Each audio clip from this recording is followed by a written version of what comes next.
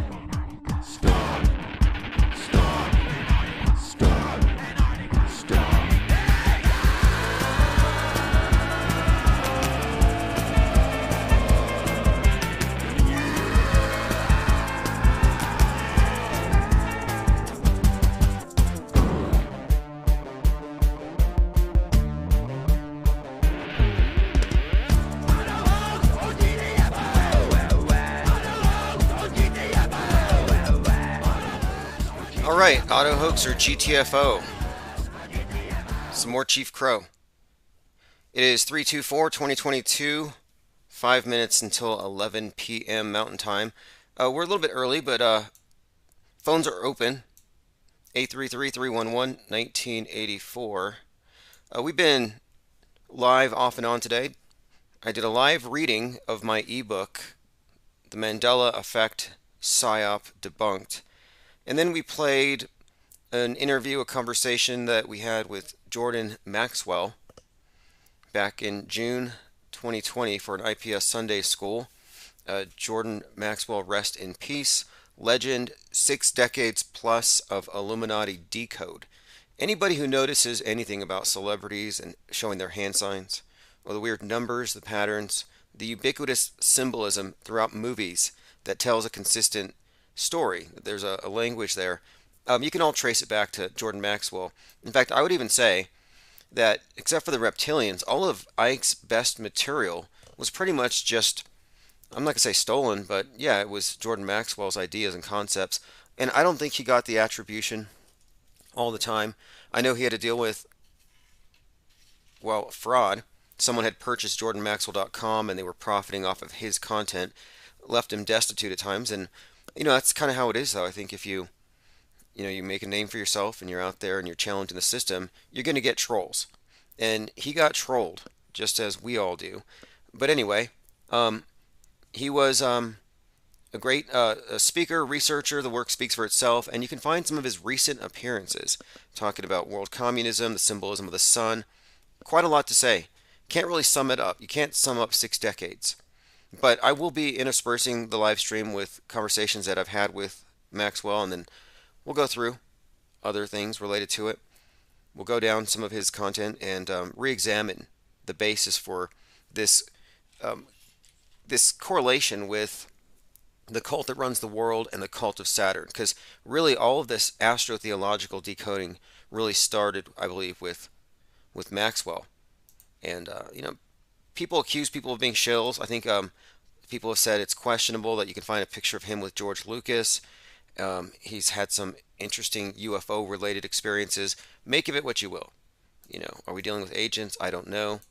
Supposedly, he thought that I was a Jesuit gatekeeper. It didn't stop us from talking, though. All right, we are joined here live, Clockwork 113, Vanden, Lilith, Kelemento, ME, Sagittarius Arms Society, and the Missing. Oh, yeah, that's right. Let me get back to business really quick here. So, here's what we did. I was trying to get the QAnon head, Ron Watkins, to call in for a live podcast to take calls and talk about his campaign. So, if you didn't know, the guy that was widely and still many people believe that he and his father are somehow behind Q. Yeah, he's in politics now. The QAnoners are getting ready for the midterms, and I thought, it might be interesting to call up Ron Watkins, who's now on the Arizona congressional primary ballot. But each time I call him, he's out there on the streets doing the work. He got the thousands of signatures that he needed. So anyway, if you're not familiar with Ron Watkins, there's a documentary on HBO about he and his father and their role in fomenting QAnon.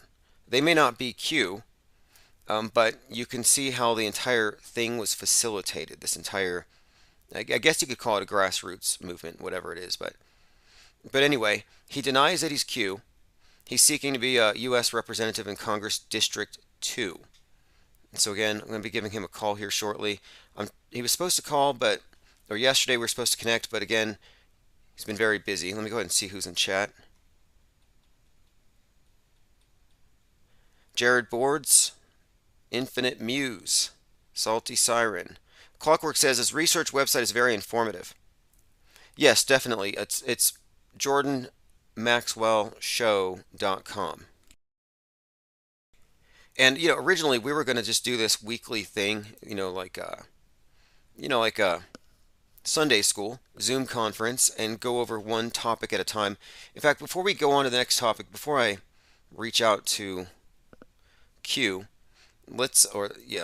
Q adjacent on Ron Watkins, let's go ahead and see here. I believe someone wanted to call in and talk about an experience with Jordan Maxwell. Let me go ahead and play this message.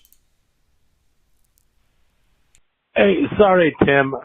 This is Coyote Smoky Mirror at Coyote2021 on Twitter. Sorry, I feel I'm still in the midst of your live cast. It sounds like this. Careful parsing of the available facts, and it requires a. And I wanted to call in to give my Jordan Maxwell tribute. Okay, yeah, he called in while I was doing the live reading of the ebook after we had listened to the Jordan Maxwell interview. And recounts the stories from the time I drove him from LA to the Laughlin UFO conference in Nevada. I can't remember what it's actually called, but it's in Laughlin annually. But it was quite an adventure, and just some really interesting anecdotes and some pretty phenomenal things he did on the way there too, which I gotta kind of validates a lot of strange stuff he's. Okay, so what I'm going to do here is leave the phones open if anybody wants to call. We'll be talking about this off and on over the next few days. The news is relatively new, so we don't have all the information. All we have is some very basic stuff. But anyway, let me go ahead and make this call before it gets any later. So give me just one moment here. I'm going to have to hit mute. So I'm going to go ahead and put on some nice calming background music, and I'll make this phone call brief, and then if everything's good, I will bring him into the live stream or have him call in, and then we'll take your questions, comments, and we'll see what happens. It should be interesting. So anyway, give me just a moment here. I'm going to turn on, let's see what we have here on the jukebox. Okay, probably some auto hoax, something calming, like I said. Calimento said, why did Jordan Maxwell think you were a gatekeeper? Probably because I don't talk about Jesuits. I just heard that from somebody who from him, but whatever. There's this tendency I've noticed where everybody is a gatekeeper if they don't agree with my particular explanation for things. Like, apparently I'm a Mandela effect gatekeeper. I don't want you all to know about it, so I just don't talk about it, except in very mocking ways. And that's very sinister to them, because they believe that the Mandela effect gatekeepers know it's true. But even though we know it's true, we're trying to keep everybody else from finding out. Like that sounds like some Slytherin level behaviors there. Very sneaky, very snaky. Like, yep, I'm Mandela affected. I use it every day.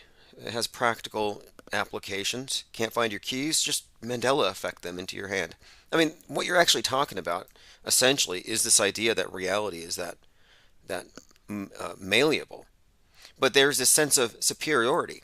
So they don't run for help saying, "Oh my, things are changing. I want to go back." No, they're like, "Nope, we've leveled up." And every Mandela effect you had somehow levels you up a little bit higher. I mean, at least that's how they make it sound.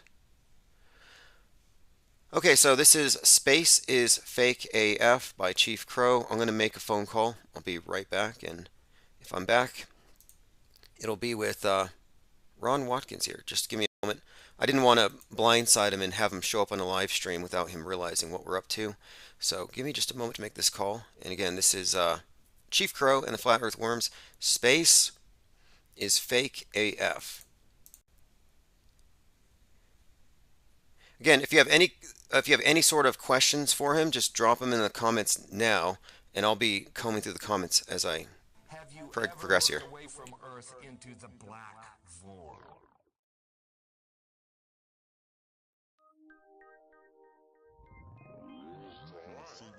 Because you can see the stars. Oh yeah.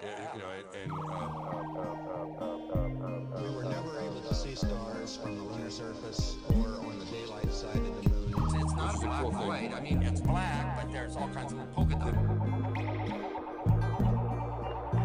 Space is fake AF. Space is fake AF. There's more than stars. You can see planets. You can see moons. You see the gas. Don't let it say the sky was not the limit. We fly to the moon. I'm sorry, the person you are trying to reach has a voicemail box that has not been set up yet. Please try your call again later. Goodbye. 1972. Destroyed all the papers and blew up the Challenger crew. Except for the twinsies. Space is fake AF. Space is fake AF. Look out into deep space away from the sun, it's the darkest black you can imagine. Hey, space boy, you broke my rocket man heart. Where are the stars? Is it bright or is it dark? The vacuum of space, oh, the tomfoolery. What happens if you get a leak on that? You have a leak.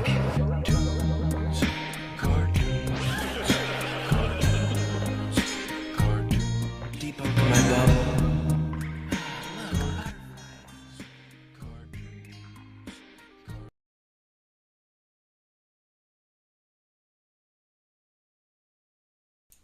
Okay, thank you for your patience, everyone. Sorry for the dead air for a moment there. I had to make a short phone call. We are attempting to get a guest to call in live here and talk about some things that are of interest to most of us here, I think. Talking about Ron Watkins, believed to be Q. And here's where that comes from. If you go to HBO, and somehow they manage to bill me every month. I don't remember signing up. But somehow, yes, once a month or so they come after me. Q Into the Storm, official website for the HBO series.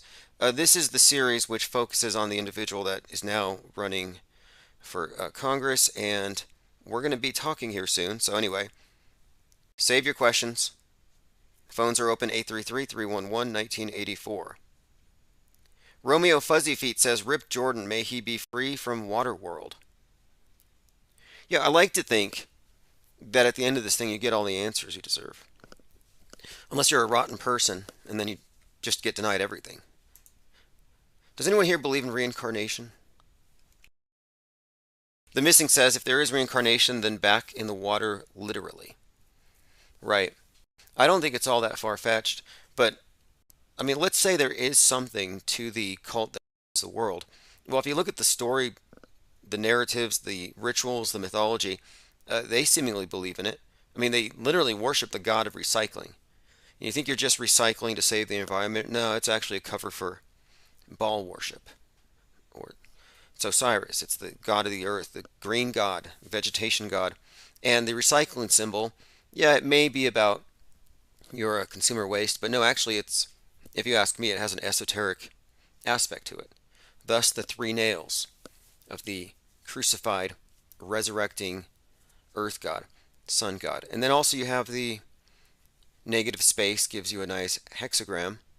So this all, in my view, makes the recycling bin, the dumpster, into a folded up cross or a cube, altar of, again, Saturn. It's the same thing. So yes, and this is all something that I learned by researching. Originally it was actually Jordan Maxwell's works. See, I was at a courthouse and I saw on the wall they had this painting, and you're not allowed to bring a camera in. So the mural on the wall had what looked like a tic-tac-toe design of these numbers in it. And I thought, that's weird. What is that? So I looked it up, and it turned out it was the square of Saturn. So I looked into it. What is the square of Saturn? The magical square of Saturn. So I got into this topic. I did a little dive into magical squares. And this is how I came across Jordan Maxwell's work. I was trying to figure out, okay, there's something going on here with this. This it's got to be more than just a random work of art. And it turns out that Saturn, that's the thing I referenced, that design, yeah, it all ties in to what the courthouse represents and the judge and the black robes. And that's kind of where I got started. Then I started picking up on it in other places. Like the other day we were talking about the movie The Village. Well, the people in the village are controlled by the elders, and El is the name of Saturn. This is how one of their names of it. And then you can find it throughout the space program, this evidence of Saturn worship. I would even say that SpaceX in particular. X, the cross, is the cross of Saturn. Space is the new concept of heaven. The CubeSats. Well, the cube is an altar of Saturn. Satellites, Saturn, El. Lights in the sky, Elohim, lights that came down from above, messengers of light. Satellites are there to relay messages. To me, it's all just rebranding their archaic religion with really just a scientific sort of dressing, like a disguise, like a costume. Put a white robe over, well, put a scientist smock over the clerical robe. You know, replace the role of the Pope as world savior with the vax dealer, Bill Gates. You know, it's a replacement religion.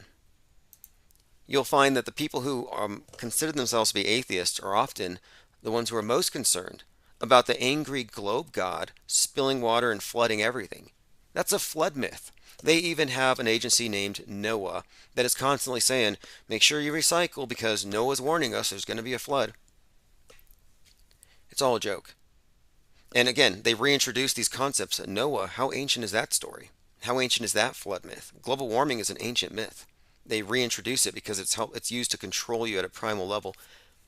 And this is one that actually scares and terrifies and controls. And when I say controls, it's true. You are regulated. You are taxed on the basis that your conduct directly affects the response of our God construct. And this also allows the commies to scapegoat the property-owning, free market-supporting capitalists. Or, you know, I mean, capitalism, the term, I mean, have we ever really had it? No, it's always been a compromised system, but there is a distinction here. They want to make it clear that consumer decisions all have a price, an environmental price tag. This is why they have you recycle. It's actually an act of contrition. It's confession. You're confessing your sins. Oh, these products were not pleasing to the globe god, but these ones were. So I put this in there, and it kind of alleviates the guilt, some of the damage that I've done for my bad choices, my sins, in other words. And if everyone would just confess their sins, maybe we could mitigate the wrath of God and we won't get flooded. But a lot of these people just won't admit that they're sinning. They keep using the dino juice, they keep on buying products and traveling. And then, of course, when it happens, they always blame the sinners. Now, you guys, like, in fact, I've seen this article.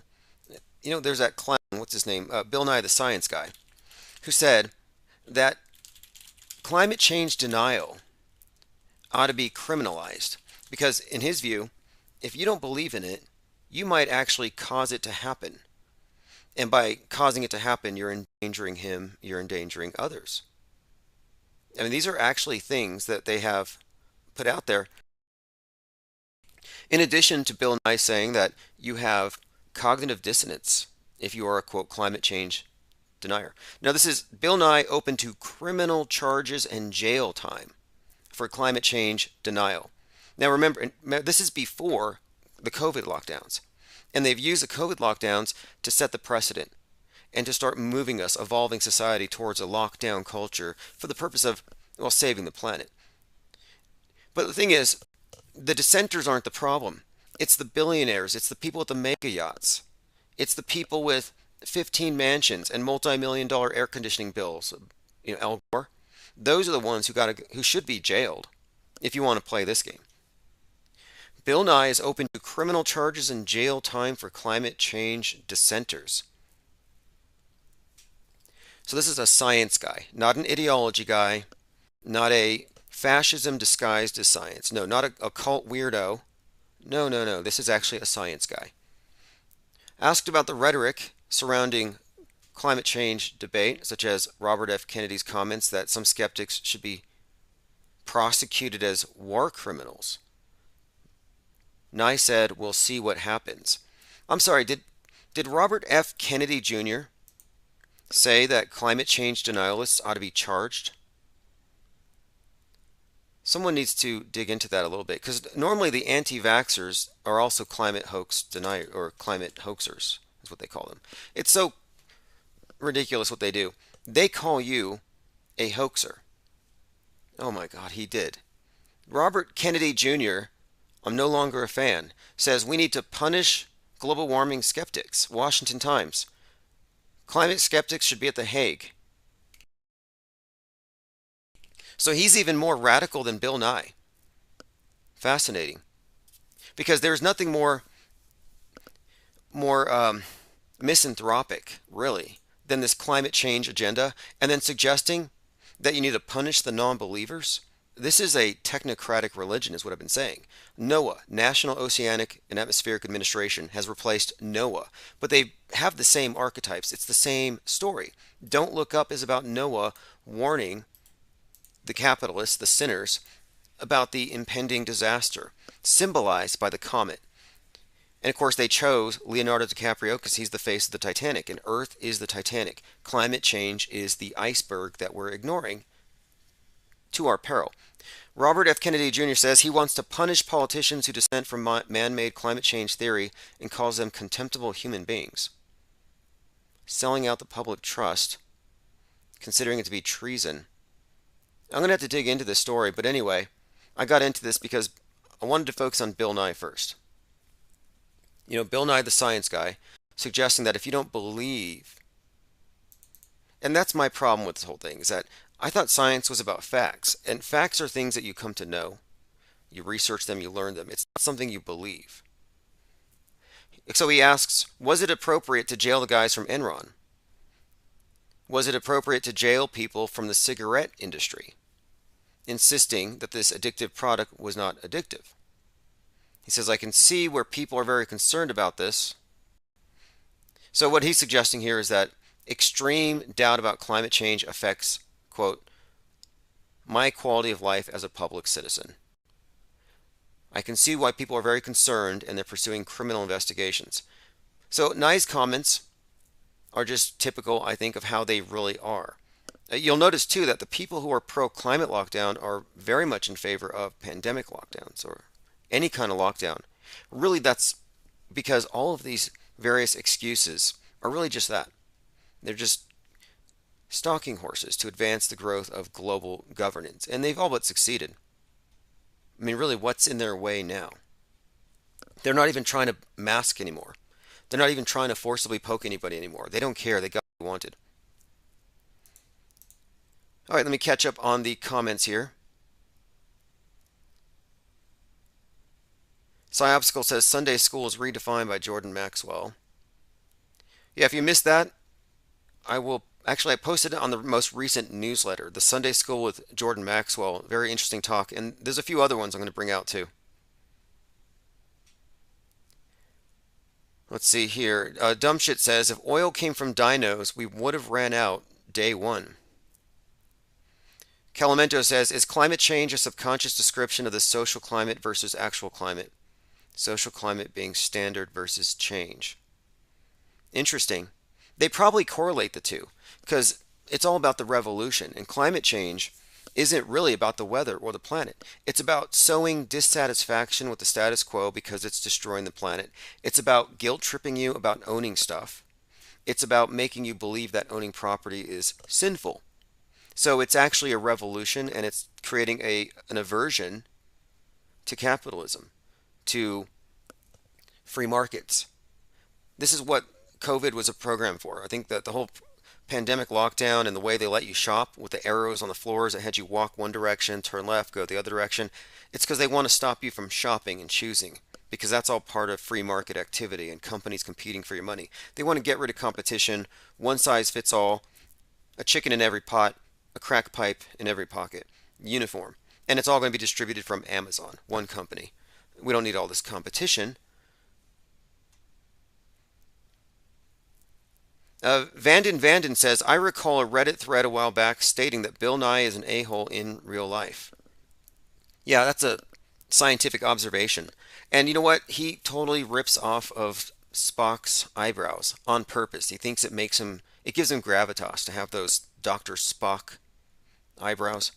But Bill Nye jumped the shark with the Sex Junk song with Rachel Bloom, who also did some very sick Pizzagate-y type of musical videos from the perspective of a 12-year-old fawning over her science teacher and Ray Bradbury. The guy's a sicko. Yes, those eyebrows. All right, let us continue. Yeah, does anybody here have any more information about RFK? I'm looking to see if anybody has any info about RFK and his position on climate change. But anyway, I was noticing in 2016, I was noticing then that, yeah, we're looking at this agenda here to demonize the non-believers in global warming. And then they accelerated it with this most recent thing. So you already had all the fascists already kind of trained on how to outgroup the quote anti-science. And you're not anti-science just because you don't go with mainstream television science fictionized science. Robert Kennedy Jr. says climate change will bring major disruptions to civilization. He's a climate activist. It doesn't get more technocrat than this. The environment is under assault everywhere. So if you put on your They Live glasses, it says there are too many people that aren't related to us. Too many people outside of our shallow gene pool. Too many poor people. Kennedy Jr. was featured on Yahoo's Finance Influencers with the Waterkeeper Alliance. Oh, he's the president of the Waterkeeper Alliance. And he describes himself as a resolute defender of the environment. So he's on Team Bill Gates. Don't let his anti-vax rhetoric fool you. He was probably just using that to help censor you, so you can't criticize his boss, Bill Gates, and all these other philanthropists who are really saving the planet at the expense of man. I mean, if you didn't know what 2030 is about, Agenda 2030, here's the plan. You're going to be in a domed, enclosed city. You're going to be in the Internet of Bodies, Internet of Things, plugged in, worshiping your NATO monolith. Part of this hive mind, goo-blooded, hive-minded, masked former humans. You're just going to be a bunch of insects, which is fine. And then you can travel to other cities in these subterranean monorails, but you won't be touching the earth because no, that's for nature. Nature's going to take back over. So in other words, they want to put you in a zoo. That's really what the technocrats are aiming for with this environmentalist thing. It's about putting you into a zoo. Whether it's on the moon or Mars, in a prison made of astrocrete, which is of course regolith mixed with human blood, or down here on Earth, a society of stasis. They want to freeze society. They want to freeze our economic activity. They've made this very clear. Claptrap says, instead of standing for Ukraine, we should be keeling for Ukraine. I'm not sure what that means. If you want to call in and talk about it. I haven't been watching that movie. So, I mean, I catch a little bit here and there. I saw some memes, but I'm trying to ignore it. Clockwork says Michael Aquino had the same eyebrows as Jordan Maxwell. Yeah, there was this theory that Michael Aquino, the head of the Temple of Set, who was originally, I think he was high up in the Church of Satan, and then they split. So the Church of Satan were more atheist or atheist. They worship themselves. But then the ones who actually wanted to worship the devil, they went with Michael Aquinos. And there is this theory. Well, Michael Aquinos is known for what, Mind Wars, which is a must read, actually. We should probably look at that. But anyway, there is this rumor that Michael Aquinos is actually Jordan Maxwell, based on the eyebrows. Let me go ahead and bring up an image of Michael Aquinos. So he was, here we go. From PSYOP to Mind War, the Psychology of Victory. You know, this would be a worthwhile thing to go through. But this is Michael Aquino. I personally don't see the resemblance. I don't think they're the same person, but I don't know. I haven't seen them in the same place at the same time. Okay, so let's take a look at the Mind War by Michael Aquino. It says here, this is from the back of the book. For millennia, all attempts to end violent war by negotiated or imposed peace have brought only brief respite. On the premise that war is endemic to the human disposition, Mind War proposes to supersede its killing and destruction with a more civilized focus on the mind. The persons and properly of humans are replaced as targets by the divisive situations and perceptions. These are then analyzed and adjusted to a practical consensus. Mind War extends to sociopolitical applications, generally identifying and refining previously vague or unknown mental processes into a new science of, quote, thought architecture, a standard of rationality and precision in human affairs in which the experience and exercise of thought are finally and fully mature.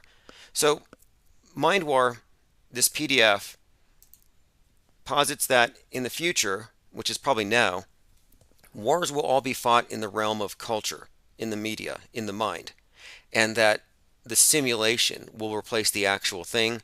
And you know, this is kind of interesting because the other day I was looking at an article, an interview with John Carpenter. James Cameron. James Cameron, and he was talking about Terminator and Skynet, the AI bot that took over the world. And he said that we're already under a Skynet-like type of control, and that it's going to destroy us all. It's going to deep fake us to death. This is James Cameron. He said instead of destroying the biosphere and having us nuke each other or whatever, it would just have us mentally subjugated and have us go into a deep faked world where we end up just taking each other out. Again, Mind War by Michael Aquino. I have a link to the PDF. What I'll do is I'll go through it, and if we find anything interesting, we'll use that as a springboard for conversation here. But I've read it before, and I think that they're onto something. I think they've done it already, rather. So let me go ahead and scroll through the table of contents. If anybody has a PDF of this handy, post it in Discord. I just have a small abbreviated version here. but I'm going to read you the full description. Supposedly this was circulating throughout the Pentagon. And again, for full context, Michael Aquino was, you could say, he was among the founding members of the Church of Satan. And then this relationship fractured when he wanted to go into theistic Satanism, where they literally believed in the devil or a devil that they could contact or worship. And for him, the devil was Set. And so they named it the Temple of Set. Separated from the Church of Satan, which is, again, more atheistic. Anyway, let us continue. Infinite Muse says, I wonder now that JM has died if the secrets he couldn't reveal will be revealed. Interesting. Deadman Switch. I'm still waiting for McAfee's Deadman Switch. I can't get his software off my computer. This is a meme. If only we had a way of telling who the insane bad guys were. And this is Klaus Schwab in his Dark City outfit. If you haven't seen Dark City, it's kind of like The Matrix, but way darker, way more sinister. But anyway, the bad guys are basically wearing the same type of Darth Vader garb that Darth Schwab wears.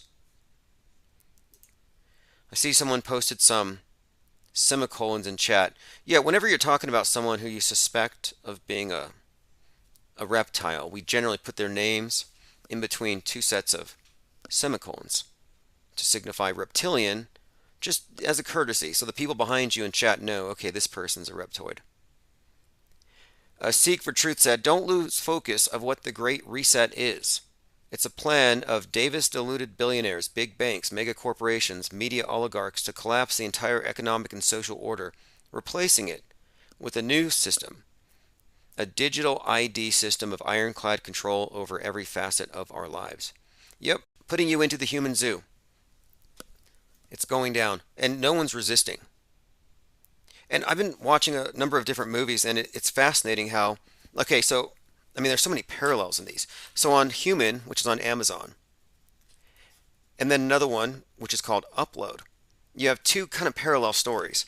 In Human, synthetic humans are replacing people. And there are some people who don't want to do it. They're tired of their spouses leaving them for synths or android or whatever, just robots, basically.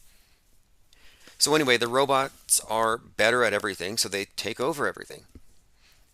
Well, there are some people who resist, and they go off and form their communes where there aren't any of these things. And if those things show up, they destroy them. They're very prejudiced against what they call synths. So there's this like rejection of it. And so then they go live on their own little commune. Kind of like, it's just like they don't want to be a part of that technological revolution.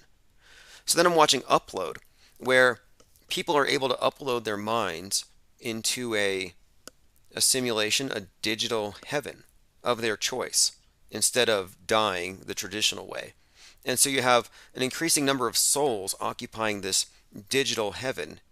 And then you have people on earth deciding if they want to go to the original heaven or the digital heaven. Like I said, they've reinvented this religion for this new age. They've just replaced it with this digital facade. But anyway, in Upload, there are people that don't want any part of it, and they call themselves Ludds, like Luddites. Common theme. So when I'm saying that, yeah, the technocrats have won, and that's your boss. I mean, if you choose to accept it. But the World Economic Forum, 666, Gaia, the god that they're going to have everybody kneeling to, openly, in my opinion. But there will be people who aren't part of the system. They're just going to be the Ludds. They're going to be the Ludds. They're going to be the heathens, the barbarians. They're going to be the purebloods. That's what they call themselves. Which is kind of funny. Purebloods versus the Goobloods. But then, you know, my other question here is, will there be any opt-outs? Will there be any opt-outs? Like, if you notice, you couldn't opt out of the mask. Are you going to be able to opt out of the helmets? Or what happened? You know, there's so many different ways you can go about this corralling of people into the domed, enclosed, smart cities where you're integrated with the Internet of Things.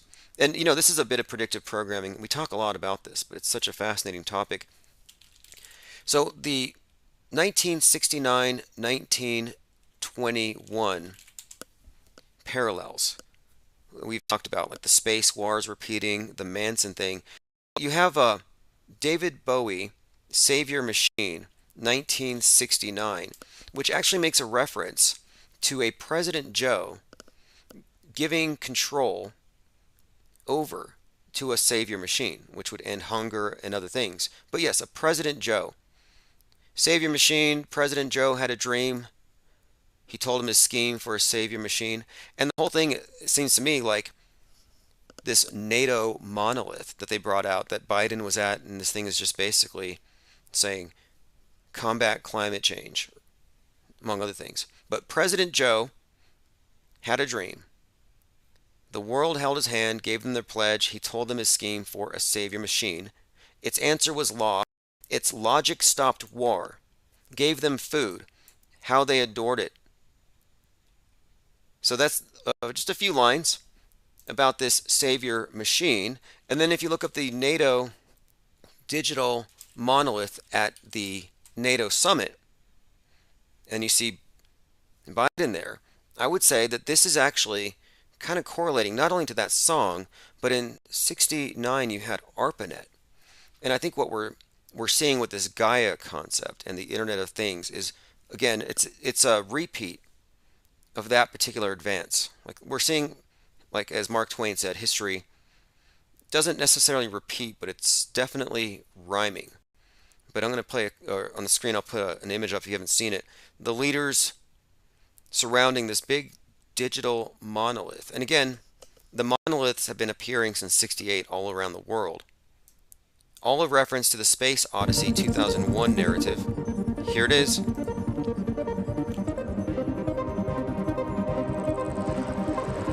This is Gaia. The Global AI Alliance, which Gaia, of course, is the name of the Earth God. They don't mention that. World Economic Forum has the 666 in its logo, which is very relevant to this concept of this Earth God. And of course, the monolith, the obelisk, this is a very ancient symbol for your world leaders to be worshiping. It was at the 2021 Brussels Summit on 6/14. They experienced a virtual journey to NATO 2030. And the comments here, this looks like something out of a sci-fi movie. Looks like something from a video game. I love NATO. Right, that's a real comment. We'll play this for just another moment here. This is your world leadership surrounding a massive obelisk, telling them to combat climate change, which we know is just a code for enslave all mankind, clamp down, lock down, and take over. You know, that's kind of what this is about, the green world order.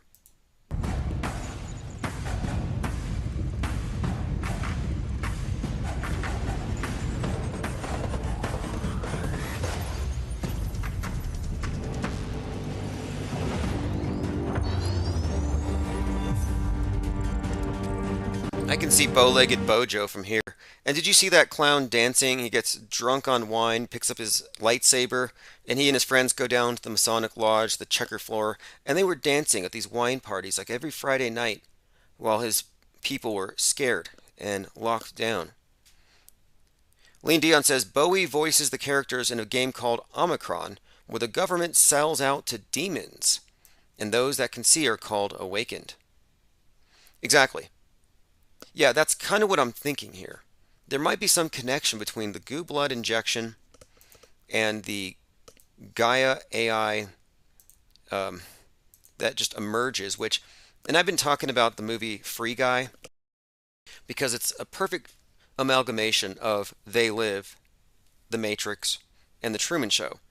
But there's another aspect of Free Guy, you know, because you're talking about an NPC that comes to life, which is really just saying AI, a spontaneously awakened, sentient being inside of the computer, inside of this cyberspace. And so he actually becomes the first AI. And what he does, and this is in the movie Free Guy, Ryan Reynolds is the star of this one. And what he does is he overthrows the controller, basically. So all of the NPCs who are essentially slaves without knowing it. They're not even self-aware. They're all just part of this, what is supposed to be free city, but the city is a war zone, and it's a wreck, and it's being exploited like Westworld is being exploited by outsiders, by the sentient beings. So the place is like Grand Theft Auto instead of a perfect paradise. Well, anyway, Free Guy liberates everybody, and nobody has to work. Nobody has to be a slave. So the subtext, if you ask me, is I think this movie was actually hinting or foreshadowing Free Gaia. This idea that if we can just liberate Gaia, the global AI alliance, if we can just let this computer take over, it'll get rid of the greedy, exploitive, control freak CEOs like the one in this movie that they had to defeat. So it was about Free Guy versus rich, greedy CEO. Again, Free Guy, world communism, technocratic paradise where only 20% of the population work. You're talking about stimmies every month, universal basic income, the type of communism that Musk's Grimes was talking about when she said that they could have a perfect communism and there won't be any forced labor because it's not a vibe. No forced labor. Sounds like Free City. Sounds like Free Gaia. And so if you go into Gaia, again, this is the Global AI Alliance over there at the WEF 666 with Darth Schwab. You come across this multi-stakeholder collaboration platform designed to accelerate the adoption and development of AI.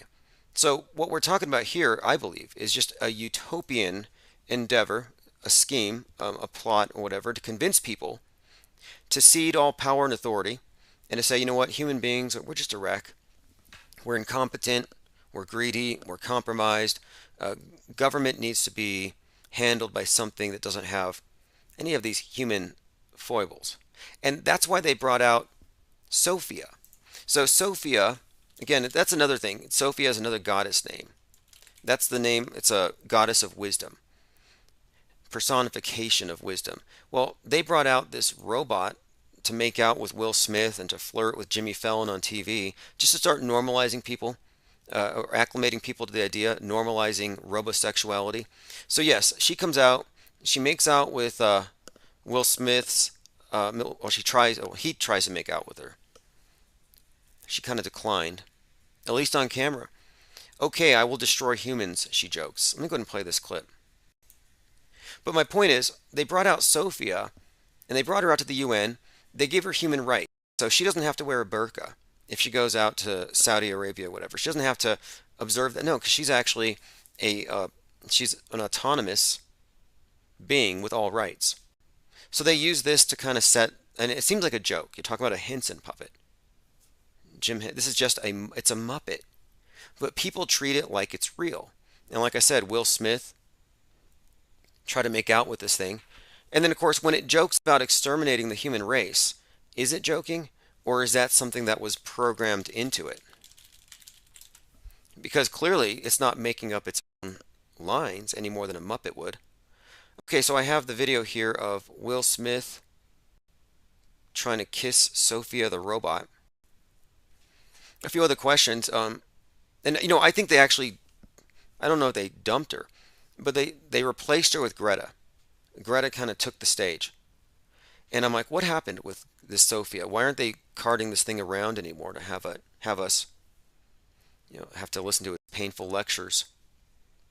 And I think the reason why they kind of pushed her to the side too is, yeah, Greta kind of stole that stage. Kelly Mento remarks here, Will Smith's wife was already like a robot. He's used to robotic-like women. I haven't followed any of his marriages, but he is a Scientologist. He is a high-profile movie star. And if you look into it, you know, Tom Cruise divorced each of his wives once they hit 33 years old. And I'm like, that's got to be a kind of something intentional there. 3. And it's not just that. I mean, yes, they were all 33 at the point where they divorced, but they were married. I think they were each 11 years apart in age. I mean, everything about it seemed arranged and phony, made for TV. Okay, here we go. A date with Sofia the Robot. And so you're supposed to believe that that this is going to be a mind that won't have any of the human impulsivity or weaknesses. What is a robot's favorite kind of music? What? Heavy metal.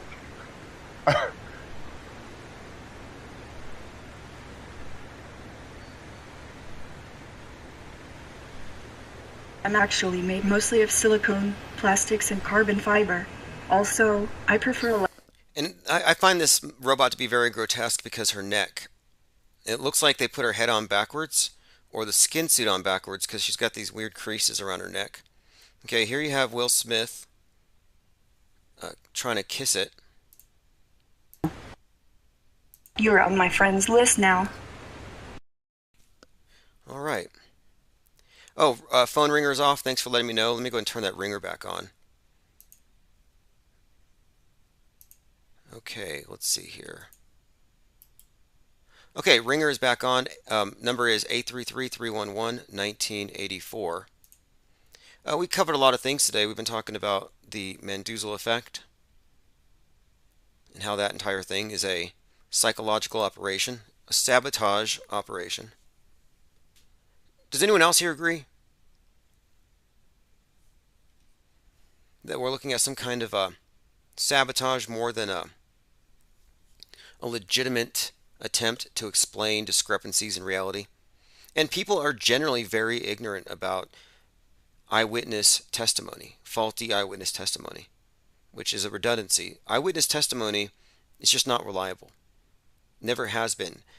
Never will be. There's a process to memorization, and there's a reason why the Mandela effect are being fooled by the equivalent of a magic trick. Pippi Langstruff says, what happened to blow-up dolls? All right, let's see. I'm going to go ahead and open my phone, so if you want to call in. Thanks, William, for the iced tea. Sometimes people specify. He sent a couple bucks there for an iced tea.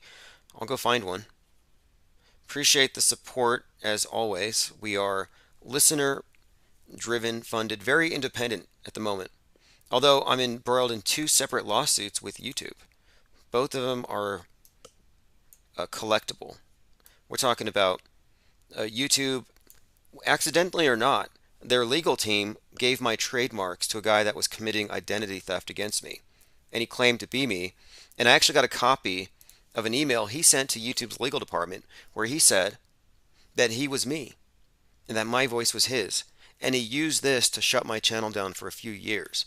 So if you wonder how we had 113, 114 channels, that's how.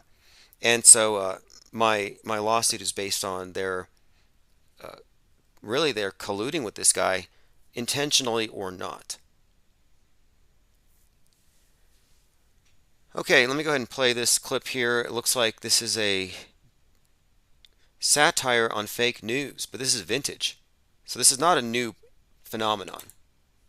That's it, Chris. It's war. War has broken out. This is a war. That's it.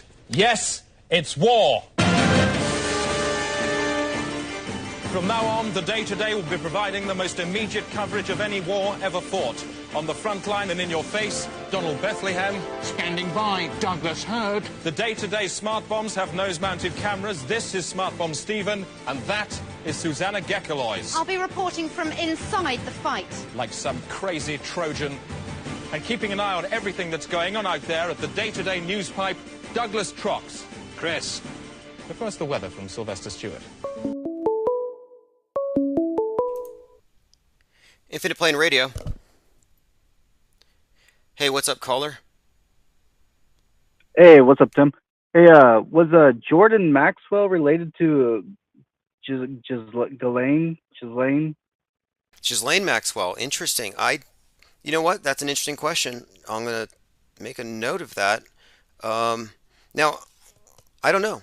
Like, most likely they probably were. Like, I think if you have the last name of someone else, like, your family tree has to branch. I guess everyone's related to everyone. Right, in a general sense, but what you might be asking is, like, I mean, what you raise here is, is he somebody who's connected to the secret societies that she was connected to? And Yeah, how I think he was that's limited hangout. I think he was limited hangout to interrupt, but he may have been. By limited hangout, you mean he is only telling a certain amount so that we don't find out something crucial. Like, what do you think if he is a limited hangout? Um, what do you think he was gatekeeping?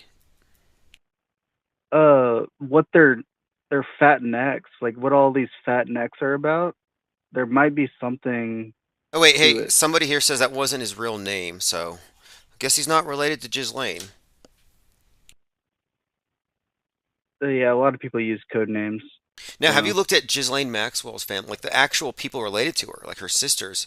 I mean, it's believed that she's sisters with the wife of Fauci and with Abramovich, the spirit the cooker. wife of Fauci's married. I guess he should. Does he have kids? Yeah, Fauci's wife looks like Ghislaine Maxwell, or could be her sister. But yeah, there's actually a few people. There's a psychologist in Littleton who was the psychologist for the shooters at Littleton, and it's Dr. Christine Grady Shooters. is believed that There's anyway. so many shootings. I don't even know what Littleton is. Oh, Like Littleton, you don't know what? about the Littleton shooting? Dylan and Klebold, the whole uh, trench coat mafia shooting up all the jocks. They shot 17 kids in Littleton, and this started the Michael Moore anti-gun campaign.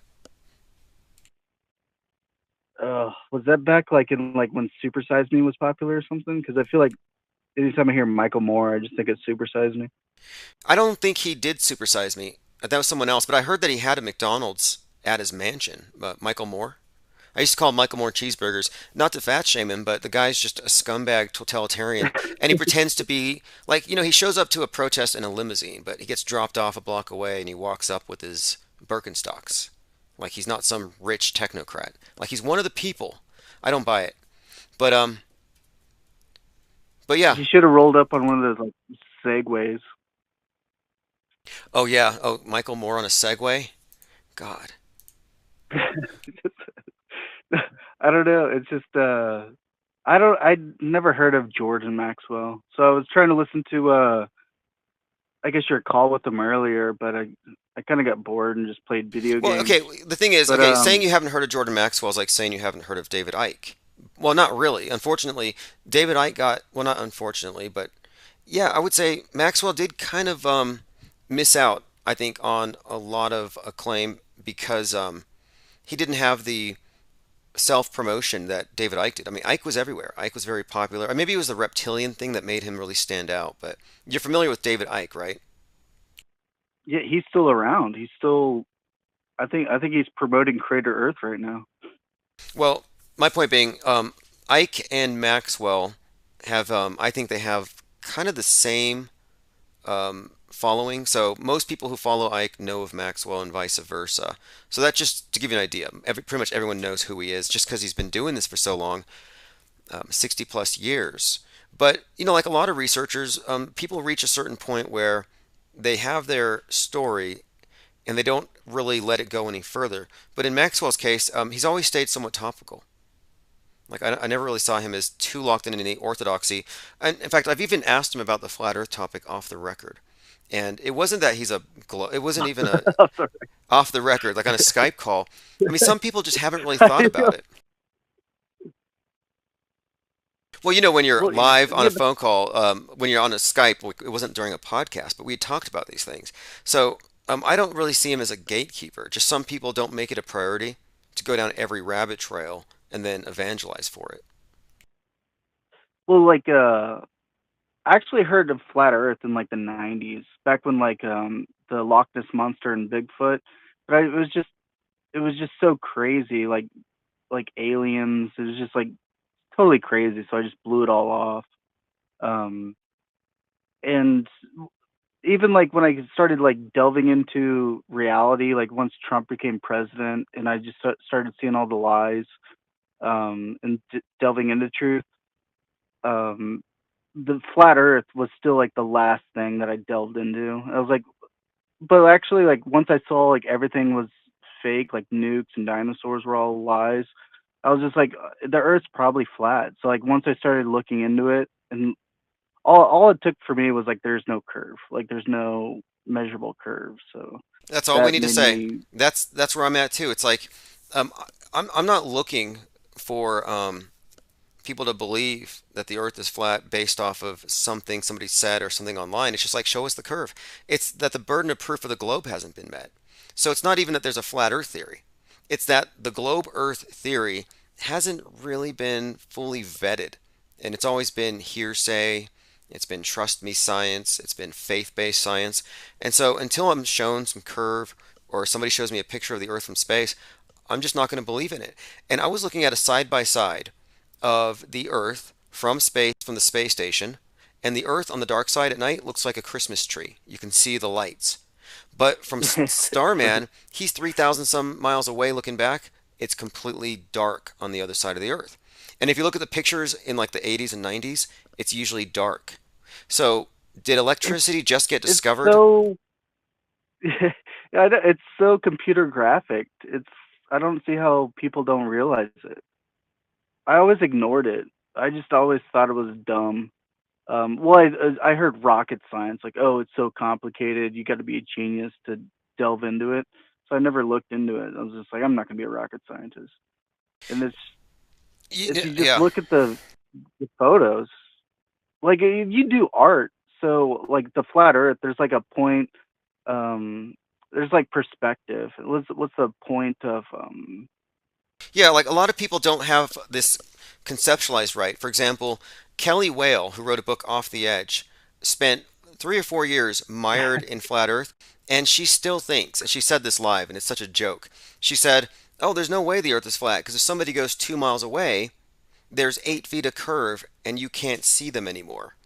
And I'm like, wait a minute maybe here. Is she nearsighted? I'll give her I'll give her the benefit of the doubt. Like she knew that there was a ratio, but she just didn't come up with it. But if she was researching it, all it takes is like 3 miles and there's 6 feet of curve. That's like um it's pretty, or just 1 mile there's 8 inches. Like But I the don't know problem, how she well, messed here it the up. problem is for people who haven't checked into this, is that you're supposed to believe boats go over the curve. Everybody was saying, "Oh, of course it's a ball." Ancient Greeks saw boats go over the curve. Well, then you bring in telescopic lenses and you find out, wait a minute, they don't go over the curve. They just go so far you can't see them. So instead of admitting that there's no curve, they just move the goalpost and move the goalpost. So, I was convinced at Bedford level experiment. And that was more than 100 years ago. They were looking at ice skaters like 8 miles away, and it just contradicted the idea that there was curve if this canal is completely flat. So I'm just looking for the curve. That's all I need to see. Yeah, it's so obvious. Like what? Yeah, like it was so quick. Like for me, like it's not saying I'm a flat earther, but just disproving that we're not a spinning ball, and just all their math is ridiculous. And the fact that you can't measure the moon's distance and the sun's distance, um, all the math is just pseudoscience. It's just fictitious math. They hate It's they it's hate us to be dismissive like that, but um, if you want to go by their it's an science, improper fraction. Yeah, it's an improper fraction to where it can be reduced. They could reduce the numbers by 200, each of them, and everything, all the math would still work out. oh really? Okay, okay. Well, Yeah, it's their improper fractions to like where look, the numbers can be reduced look at and the everything moon. all the math would work out. With your own eyes, you can see craters that are 50 miles across. And I'm like, wait, this thing's 238,000 miles away. The crater is 50 miles across. I can see it with my eyes. But then the photography from the moon of the Earth does not show any features that are 50 miles across. It's just a smooth ball. Yeah, but I think I don't know. I think straight up, like going straight up, like like the perspective. I guess uh what's another word for vision? Like elliptical. Like I don't know. Things are augmented differently if you look at straight up compared to out at a distance. That makes sense. Just because the atmosphere doesn't distort it And the look, same way. okay, so there's a commenter, Jackie Jacks. She says that her boyfriend ghosted her. when she sent some flat Earth memes to his Instagram or something. The thing is, you can laugh at flat Earth, you can mock at this idea that we're on a plane, but the solar system is on a plane. The only deviant would be Pluto, which is it even a planet? And it's like 17 degrees below, but everything else is on a flat plane, so the solar system is flat. And it's so much bigger than the But Earth. is that all pseudoscience? Is Well, that no, pseudoscience, or is it actually provable? that's the ecliptic. They don't launch anything up. Everything goes out. And so I'm just suggesting here, it looks to me like we're on maybe a flat thing, but nothing goes up for a reason. And they try to get rid of up and down as objective terms. So in the spinning ball heliocentric paradigm, there is no up and down. It's always relative, it's always changing. If we're on a stationary plane, there is an up and there is a down. It's a universal up and there's a universal down. And Yeah, I that's think what I think we have. I think Mad. I didn't mean to interrupt, but I think Mad Max or Mad Mike, Mad Hughes or whatever his name is. I think he had the right idea to where if you launch a weather balloon and then like you attach even just like a model rocket to it, to where as soon as the weather balloon pops, the rocket launches. I think we could come up with some type of experiment to where we launch a rocket at the tip of the atmosphere. And if that rocket fizzles out and shoots right back down or something because it has nothing to push off of, it would just disprove everything that NASA's trying to do.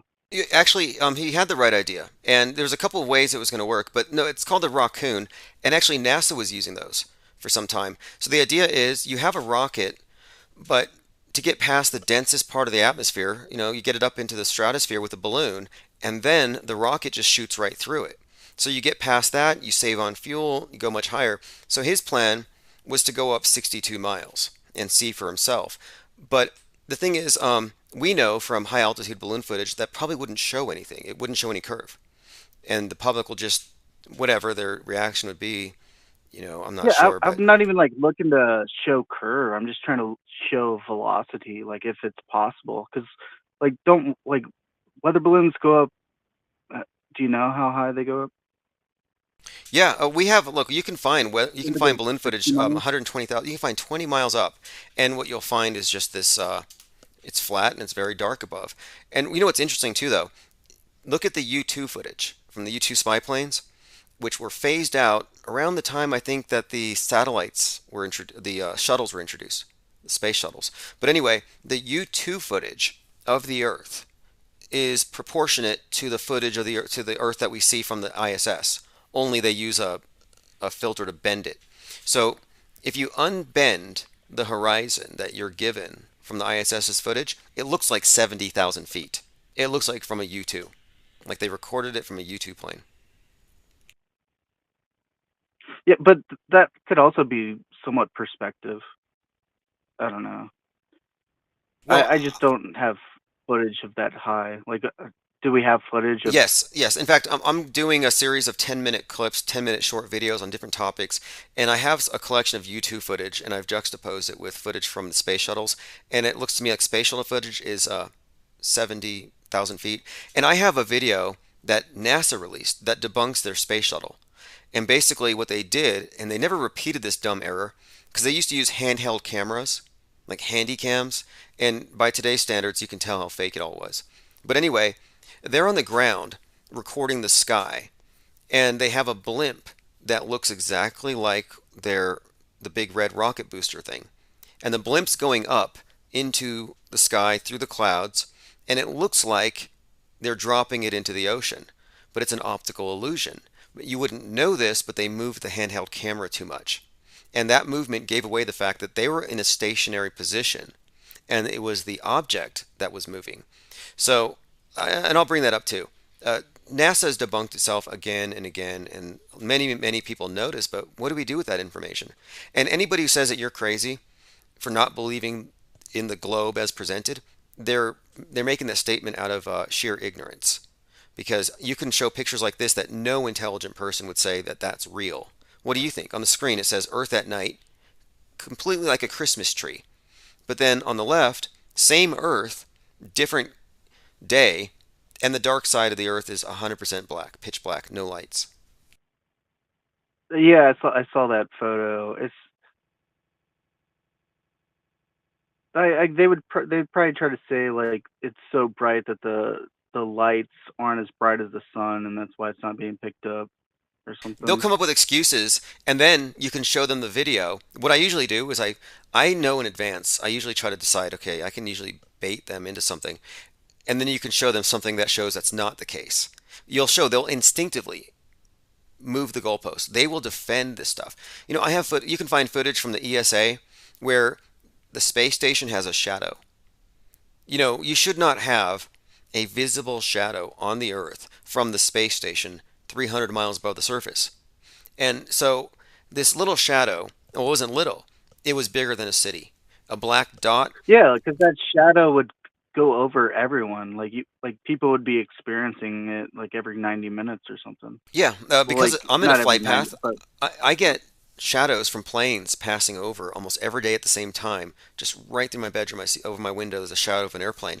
And so for the space station to have that big of a shadow as it does on their so-called live stream footage, yeah, it would black out entire cities and it would be noticed all around. But my point is, only the European Space Agency does that.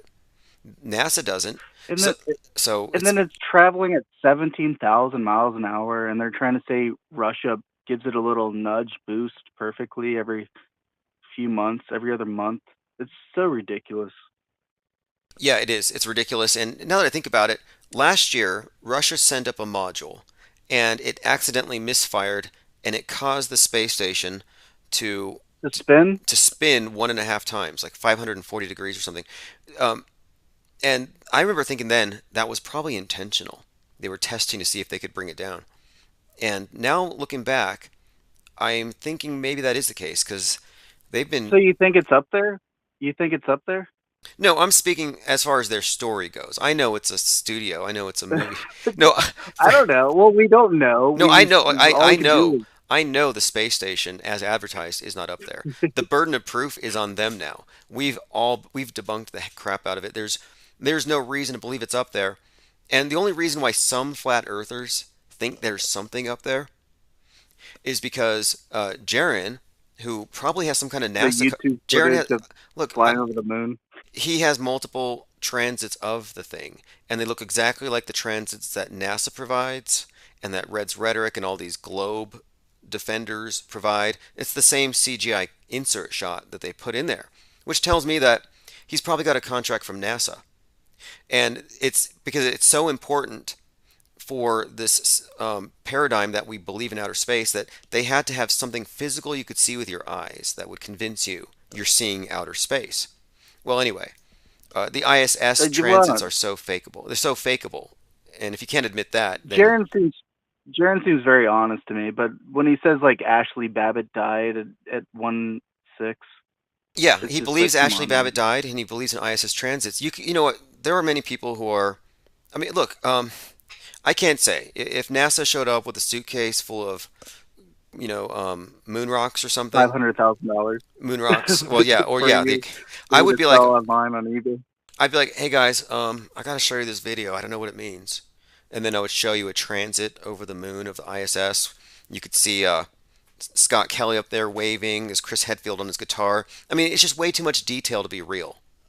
But anyway, I'm not going to sell out like that. But if I did, I would expect everybody to call me out because the evidence that they present you is always compromised. You don't see the footage of the ISS passing. You see an insert shot, and the insert shot could come from anywhere.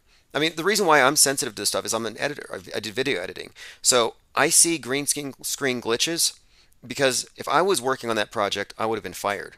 You get fired for screwing up like that, but the people who work for NASA apparently are unfireable for some reason because they continually screw up with their graphics department. Yeah, and then there was a cutscene on the Ashley Babbitt thing to where like you don't think Secret Service is going around without hollow points or something? Like you think they're just using regular lead? Like if you get shot in the neck, like they're most likely going to be using hollow points. Where like it'd have been so different. And then there was cut screens, but Oh yeah, my favorite part of on the the Ashley, ISS transit, the Ashley Babbitt thing. If anybody hasn't seen it, there's someone there, outside of the Capitol who has a spot of blood on his hands, and he says, "They killed somebody, and I caught her in my arms, and she died in my arms. Look what you did with your right-wing hatred." And he's showing off his bloody right hand, but then you look at the footage. As we stormed the Capitol, he said we were storming the Capitol. Yeah, he's so dramatic. We were storming the Capitol. Look what we've done. Blood. You find out when you look at the footage, he was nowhere near her. He touched her and then ran out the door. So he got some of that fake blood on his hands for the psyop. And if anyone gets liquid on their hand, they're gonna wipe it off on their pants immediately. Like no one would allow blood to dry on their hands. They would wipe it off on their clothing immediately. The whole situation was fake top to bottom. We have two videos that prove that she didn't die. One of the videos shows a jump cut, which means they did multiple takes of her falling off. Yeah, I just watched that earlier today. Yeah, Ashley Babbitt's a fake martyr, and that tells you everything you need to know about whether or not you can still trust the Trumpers, the Trump train. You still want to stay on that Trump train? They have a martyr. You know, Trump showed up by video at Ashley Babbitt's her posthumous birthday party. So her mom Jaron interviewed the Jaden X guy that was the camera operator that filmed the gunshot. He interviewed him for like 4 hours, but they deleted the video the next day. Interesting. Where I couldn't watch it, but like he had Jaden X or something his name is, but he had like a 4-hour stream with them, and I tuned in for like 5 minutes, and then I was gonna watch the next day, but they deleted it. Interesting. Well, that to me, look, yeah, anybody who's trying to tell you that George Floyd really died or Ashley Babbitt really died, they're either really bad researchers and you can't trust them, or they're compromised agents and you can't trust them. If people are consistently reaching wrong conclusions and defending those, that should be a red flag. The television lies to you every day. It's lied to you your entire life. It lied to your parents, your grandparents. It's a liar. Is it ever going to tell you, hey, I'm lying to you? Tell lie vision, maybe, is the most you're going to get. It's never going to admit that it's lying to you. None of these agents are going to admit that they're on NASA's payroll in order to gatekeep some kind of a psychological operation. They never come clean. I just don't think he's on. I don't think he's on the payroll. I don't know. I just don't think most people are on the payroll. Maybe you're more trusting than me, but you know, in my experience, we're looking at a whole lot of limited hangout operatives, well, you could be on the payroll. I could be on the payroll. I could be a Jesuit gatekeeper, and I'm not trying to look. I'm not trying to point out anybody. Your ankles at 90 degrees. Let me bring up this thing, because we're talking about associations. It is a fact that he's associated with Bob Knodel from Globebusters, who admits to being not only connected to a lot of what he said, powerful people in government that he could use against me, against Jake Gibson, but he also does IT work for the Denver Police Department, and he's on an email basis with QAnon, Marcus Goldfinch. They know each other. So the fact that these people are all in a small circle, look, I don't give any of them any credit for being just good guys with laptops just spreading truth. No way. I don't see it that way, but that's fine. I'm totally cool with shills. Many of my best friends have been shills over the last few years. Well, that makes me like it makes me worried about thinking that the Earth's flat, because I've never gotten a P900 and gone out to the coast and zoomed in.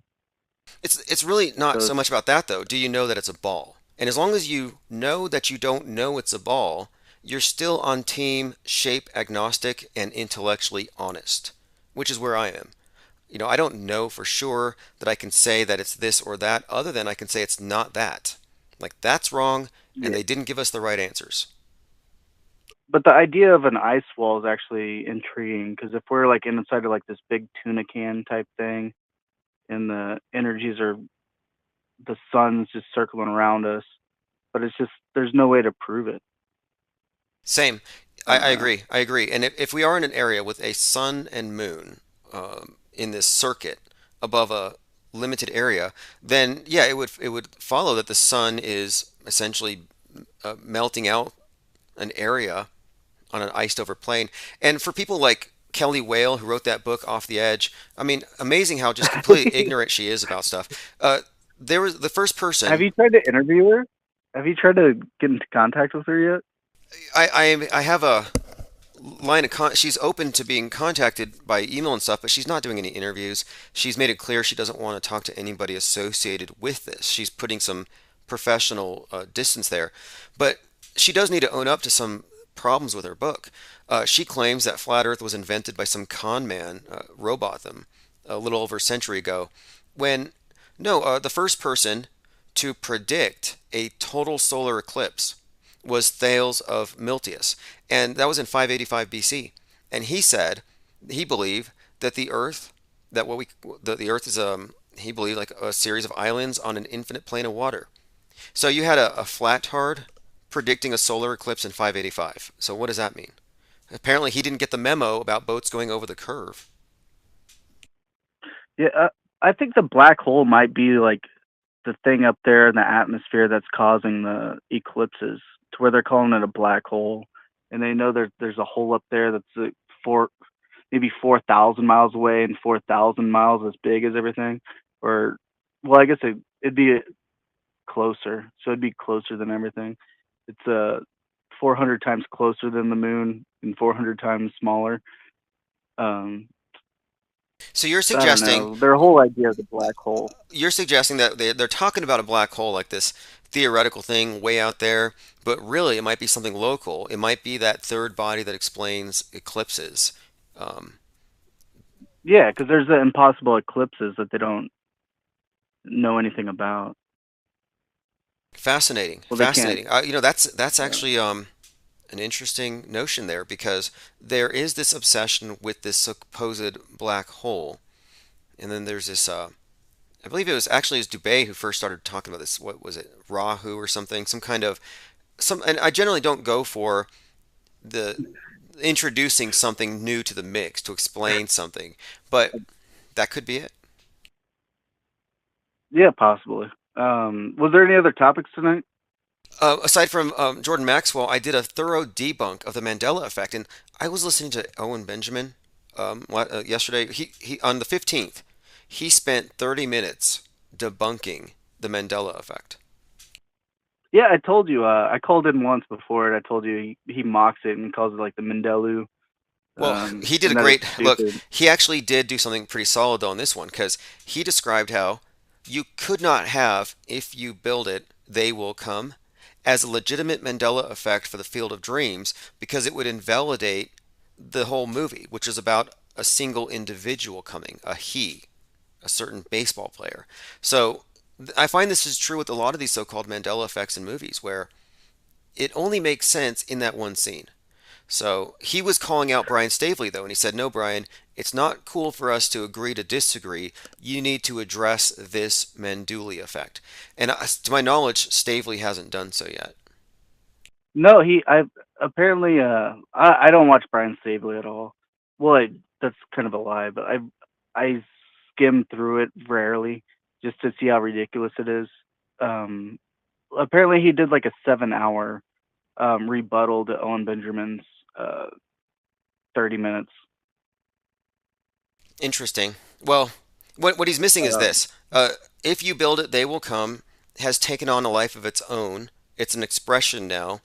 And I think it's derived from the idea that, yeah, if you mow down your cornfield and build a baseball stadium and you believe in it, you could probably get a lot of people to show up. It's a statement of, if you put hard work into something, it'll pay off. Well, And I'm almost positive the Simpsons did a parody of it where they did "if you build it, they will come." The Simpsons did a "they will come." okay, Sex in the City or Sex and the City. This is a Mandela effect, they say. I don't think it is. Like, I don't care which one it is. Um, but do you think that Brian Staveley sat around and watched every single episode of Sex in the City, and then it changed on him one day? Like, did he? Sober, Yeah, sober or not sober? because really, He- like, to actually know something, you have to be involved in it. And I don't think that he was that involved with Sex in the City to have noted such a discrepancy. Yeah, well, like Interview with the Vampire, or like the and is so close. Um, I can't even tell you what I used to remember. Like I just know it's Interview with Vampire.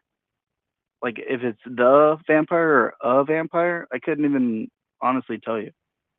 Right. Well, Like they I miss don't. things. Like I've been looking at symbolism in movies, and I'm like, look, Darth Vader's Saturn, and when he chops the sword hand off of Luke, Luke is the sun, Luke is light, Skywalker. So the sun dismembering or getting dismembered by Saturn. This is an astrotheological tale. Luke falls, hangs from a cross in Cloud City for 3 days before he has his hand reattached. So I'm looking at the deeper underlying meaning. And then the Mendoozled are like, no, he said, Luke, I'm your father. No, he said, Luke, I'm your father, or whatever it is. It's like, what? You repeated the same thing. Cause it doesn't make a difference to me. I don't even know the Mendoozle. And did I say it wrong? And then they'll say, oh, you got it wrong. You're Mandela affected, and you don't want to admit it. Reality shifted. Reality shifted. You know, I don't want to admit. You're stepping in residue. You're stepping in resin. They'll call you a liar, though, and this is what makes me mad. I don't care about this stuff. But last night, I heard Stavely say, if you're a Mandela denier, you're a liar. I'm like, you're gonna call me a liar because I don't believe in that. That's like saying I'm a liar because I don't believe in the Bible or the Quran or the whatever book that you believe in. You can't call me a liar. That's pushing a burden of proof on me. That's like the media calling you a conspiracy theorist just because you don't go with their storylines. So I took offense to it and I republished a book about it, just basically saying Mandela effect is the byproduct of interrogator bias and suggesting highly suggestible questioning, and of course a false binary. Do you have like 26 books on Amazon? A bunch of ebooks, info products. If I can write like there are topics for 20 all. That one's only 25 pages. It's just an ebook. I write a lot of ebooks. Yeah, I googled Tim Osman because I heard Tim Osman was our OSMAN was the code name for the CIA for Osama bin Laden. I don't know, did you know that? Tim Osman Yes. was the code name for Tim Osman, aka Barack Obama, CIA code name. But yeah, maybe. But anyway, no, Tim Osman was the guy who supposedly played Osama. But No, you think Barack Obama was Osama bin Laden? no, I'm just kidding. Pete Shea thinks that. I don't think that. I don't think they even look alike. But no, there is a guy named Tim Osman who looks like a shaved Osama bin Laden. And the idea is that he was an operative and that 9/11 was done by the government or something. And so I think that name is funny to draw attention to. And actually there's a meaning behind it. So you have, of course, Osama bin Laden, you have Tim Osman, and I believe the connection is Osman is a reference to the Ottoman Empire. So it puts 9/11 and this holy war into this other context where Osman the First, the founder of the Ottoman Empire. So 9/11 takes on the context of the caliphate and all that stuff. Then I think of Ozman, like the Wizard of Oz, like kind of like a wizard man. I don't know. It's kind of my point of view on it. Well, there's that too. And then also, yeah, there's a few things about that, but the main thing is that 9/11 was conducted as an act of psychodrama is the main point here, that there is a backstage. And that's really the main paradigm shift. People don't know that there's a backstage that the media shares with the government and the entertainment. They're really just exoteric. They're outside. They're profane. They're outside the temple. Yeah, it's our JFK moment to where there's like 6 different stories. Well, there's like 3 different stories to where like who could have done it. Like JFK was like there was like Russians or the main guy in the library. Yes, good point. But Good point. With 9/11, you had a whodunit. Was it the Skull and Bones, the reptiles, the Jews, the Islamics? Was it Bush? Was it done for oil? And then you had with JFK, was it the Kennedys? Was it the mafia? Was it Lyndon Johnson? Have you seen Dark Journalist? He has like quite a big following on YouTube. Yes, Dark Journalist. Really, I've subscribed to him before. This is why one of the reasons I'm mad at YouTube for always killing my channels. They get rid of my subscriptions and I stopped following people. And yeah, I used to follow Dark Journalist. Yeah, all he does is JFK mainly. He does JFK and like UFOs and Area 51 stuff. but he's like the biggest JFK. But he never. I've watched hours of him, and he's never mentioned the coffee shop that you talk about that they went and worked at NASA afterwards.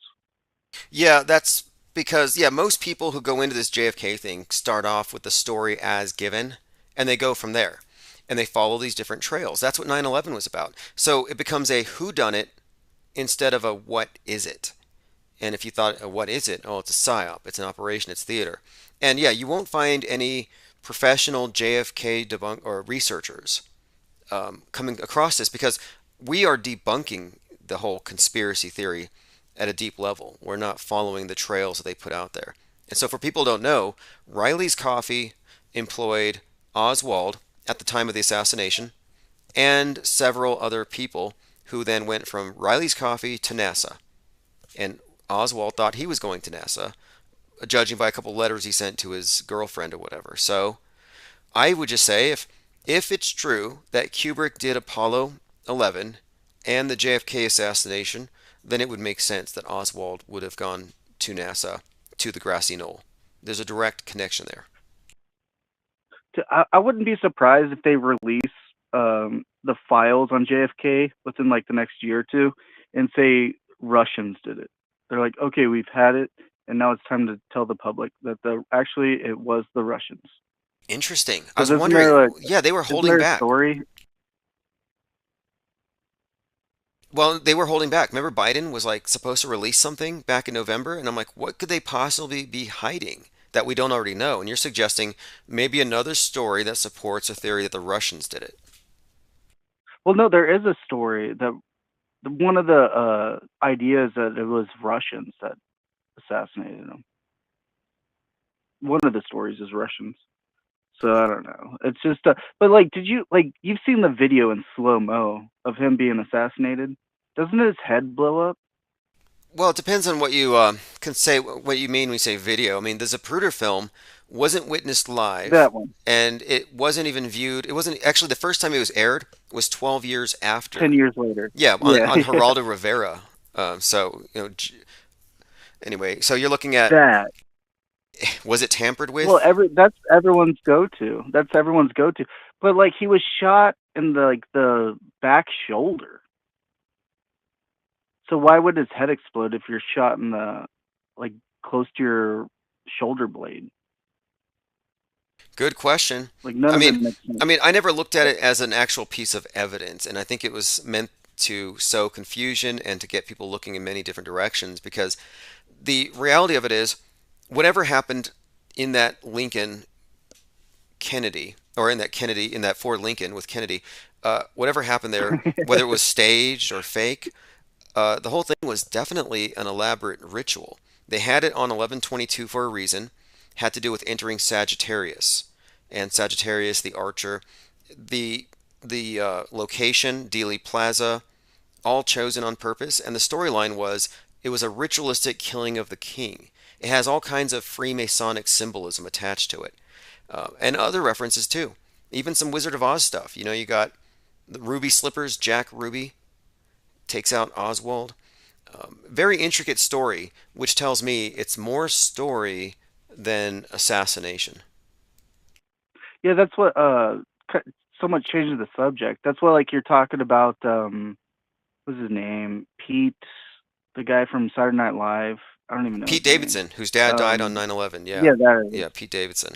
Him and Kanye West, they're doing this whole back and forth thing to where they don't even need to murder each other. They're just the story itself is probably in line with the stars enough to where they don't need to actually do an O.J. Simpson trial. To where the story itself will push their agenda. I think you might be right. Yes, because one, you have the example of course, Kanye West. They're saying this is a dangerous speech.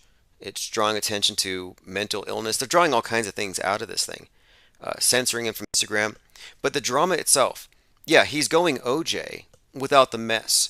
But interestingly enough, Pete Davidson, as we speak, is working on a movie called The House. And the only still shot they released has him covered in blood. So he's being ritualistically or symbolically killed. I mean, for all the talk, it seems like it's all theater, I It suppose. was almost another decapitation photo, wasn't it? Like his whole, it was like neck down blood. Good It seemed point. like Good like point. another decapitation. Yes, the Pete Davidson photo. I didn't make that connection. Okay, so um, Pete Davidson was killed on Mars in an SNL skit where he pulls off his helmet and then his head blows up. So there's your head injury thing. Then you have him in the Kanye West video buried up to his head. You got Kanye carrying a severed head. And now you have him on a movie called The Home. And yeah, the blood is from the neck down, soaked in blood. Interesting though. Here we are talking about Yeah, but Kanye going OJ, and this guy's literally just soaked in blood. it's orange juice. But like but in the O.J. Simpson trial, the there's a term for it. A guy that sleeps with another man's wife. There's a name for that. Well, Shit, I can't think of it. this guy, But this that guy, person needs to die. yeah. Well, he didn't. He did a public Um. thing when he tweeted to him or Instagrammed him, "I'm in bed with your wife," and then he has Oh the yeah, branding. yeah. There we go. Yeah, he's been dying in public, but not like virtually, but not physically. So um, I think there might be that something might to be it. what I'm And doing. look who Kanye is hanging out with. I mean, bad influences hanging out with Marilyn Manson, and of course you got Manson is associated the name associated with what? Some guy sending a bunch of people to kill a bunch of movie stars. You know, that's what they did. It was a Hollywood thing that terrified Hollywood.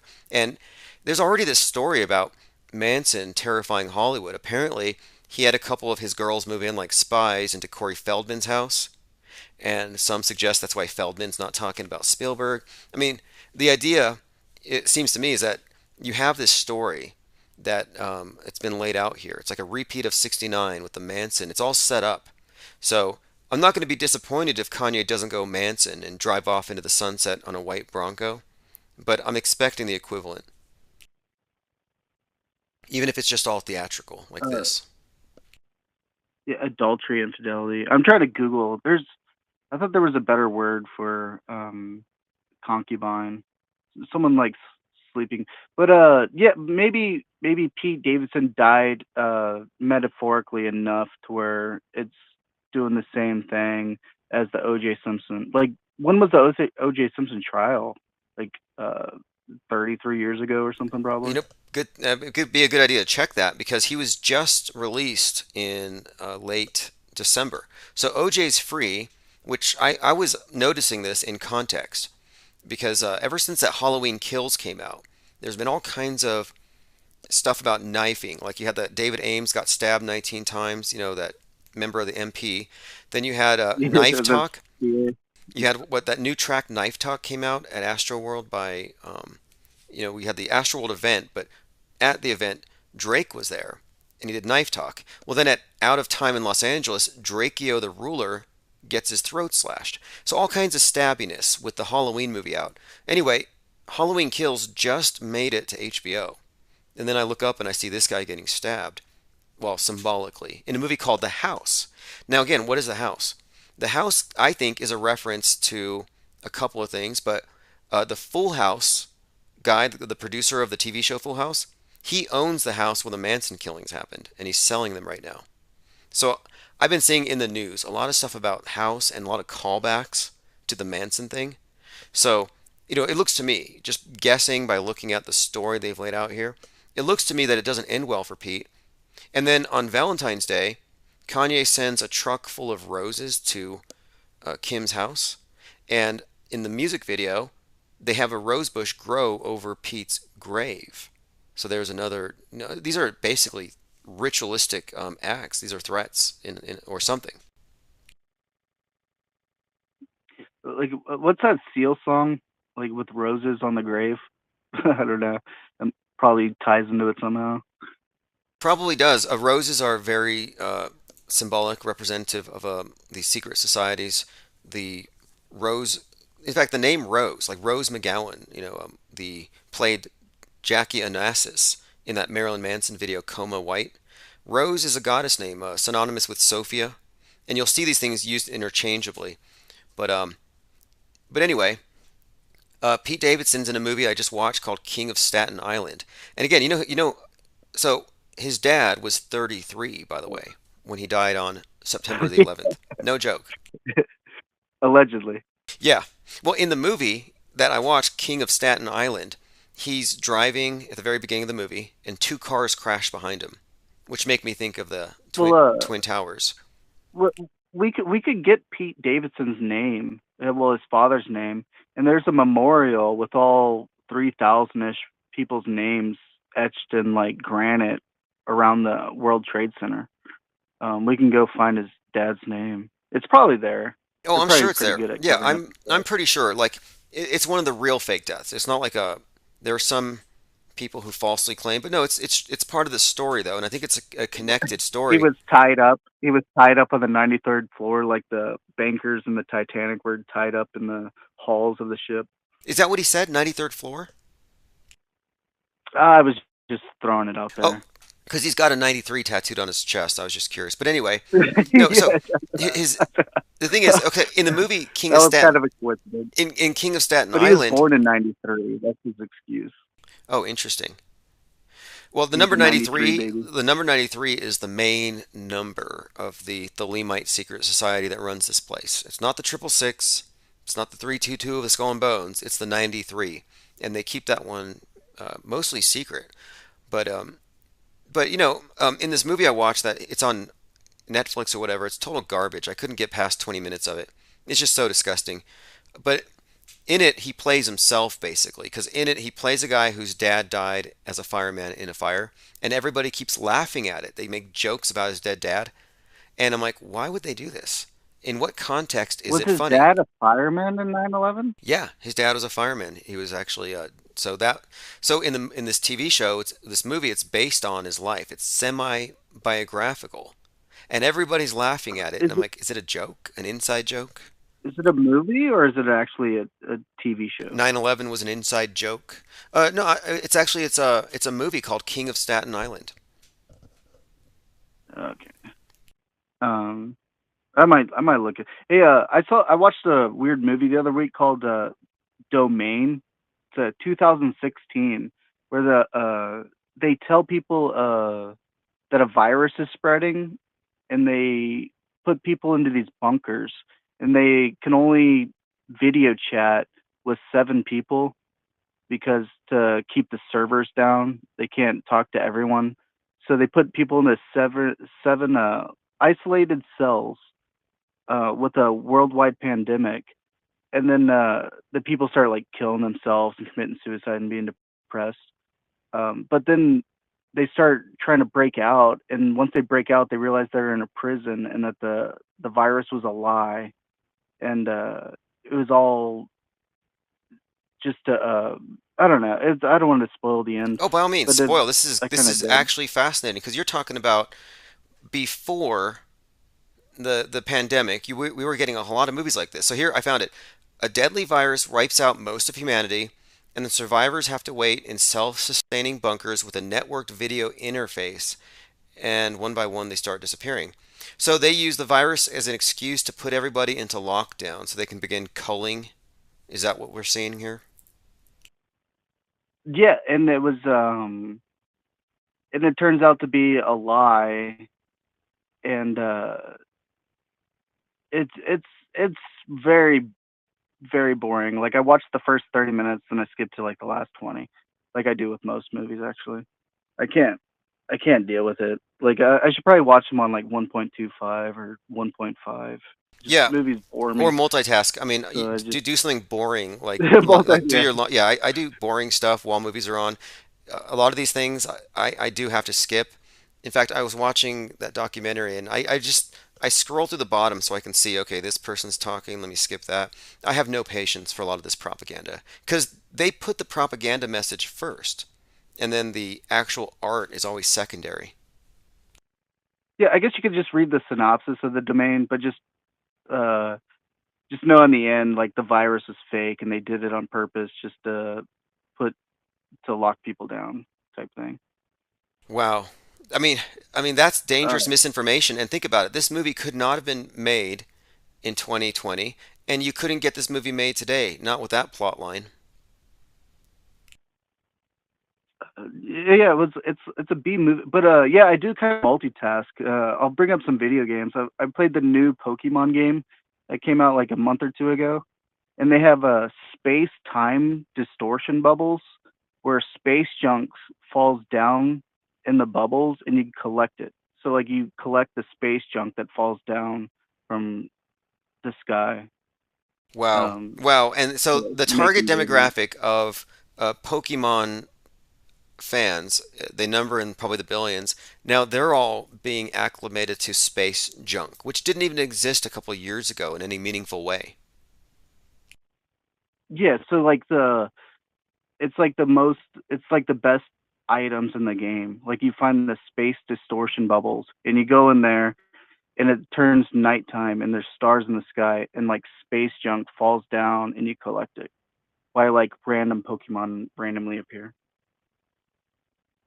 I don't know. Interesting. Interesting. Well, It's look, just like your it's predictive space junk. programming. It's predictive programming. It doesn't matter if it's in a movie, a comic, or in some game like that.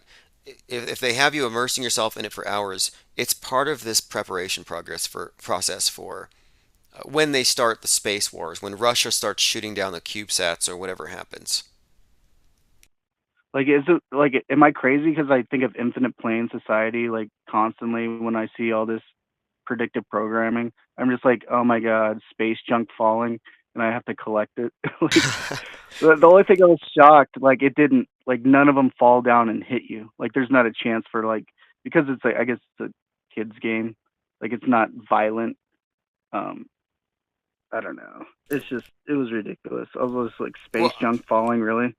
same with Wally. Wally's Pokemon's a pretty big name. exactly Pixar films like Wally. It starts off where you're seeing the Earth from space. I notice all the kids' films start off in space, and then they see the Earth, and then it zooms in to the local drama.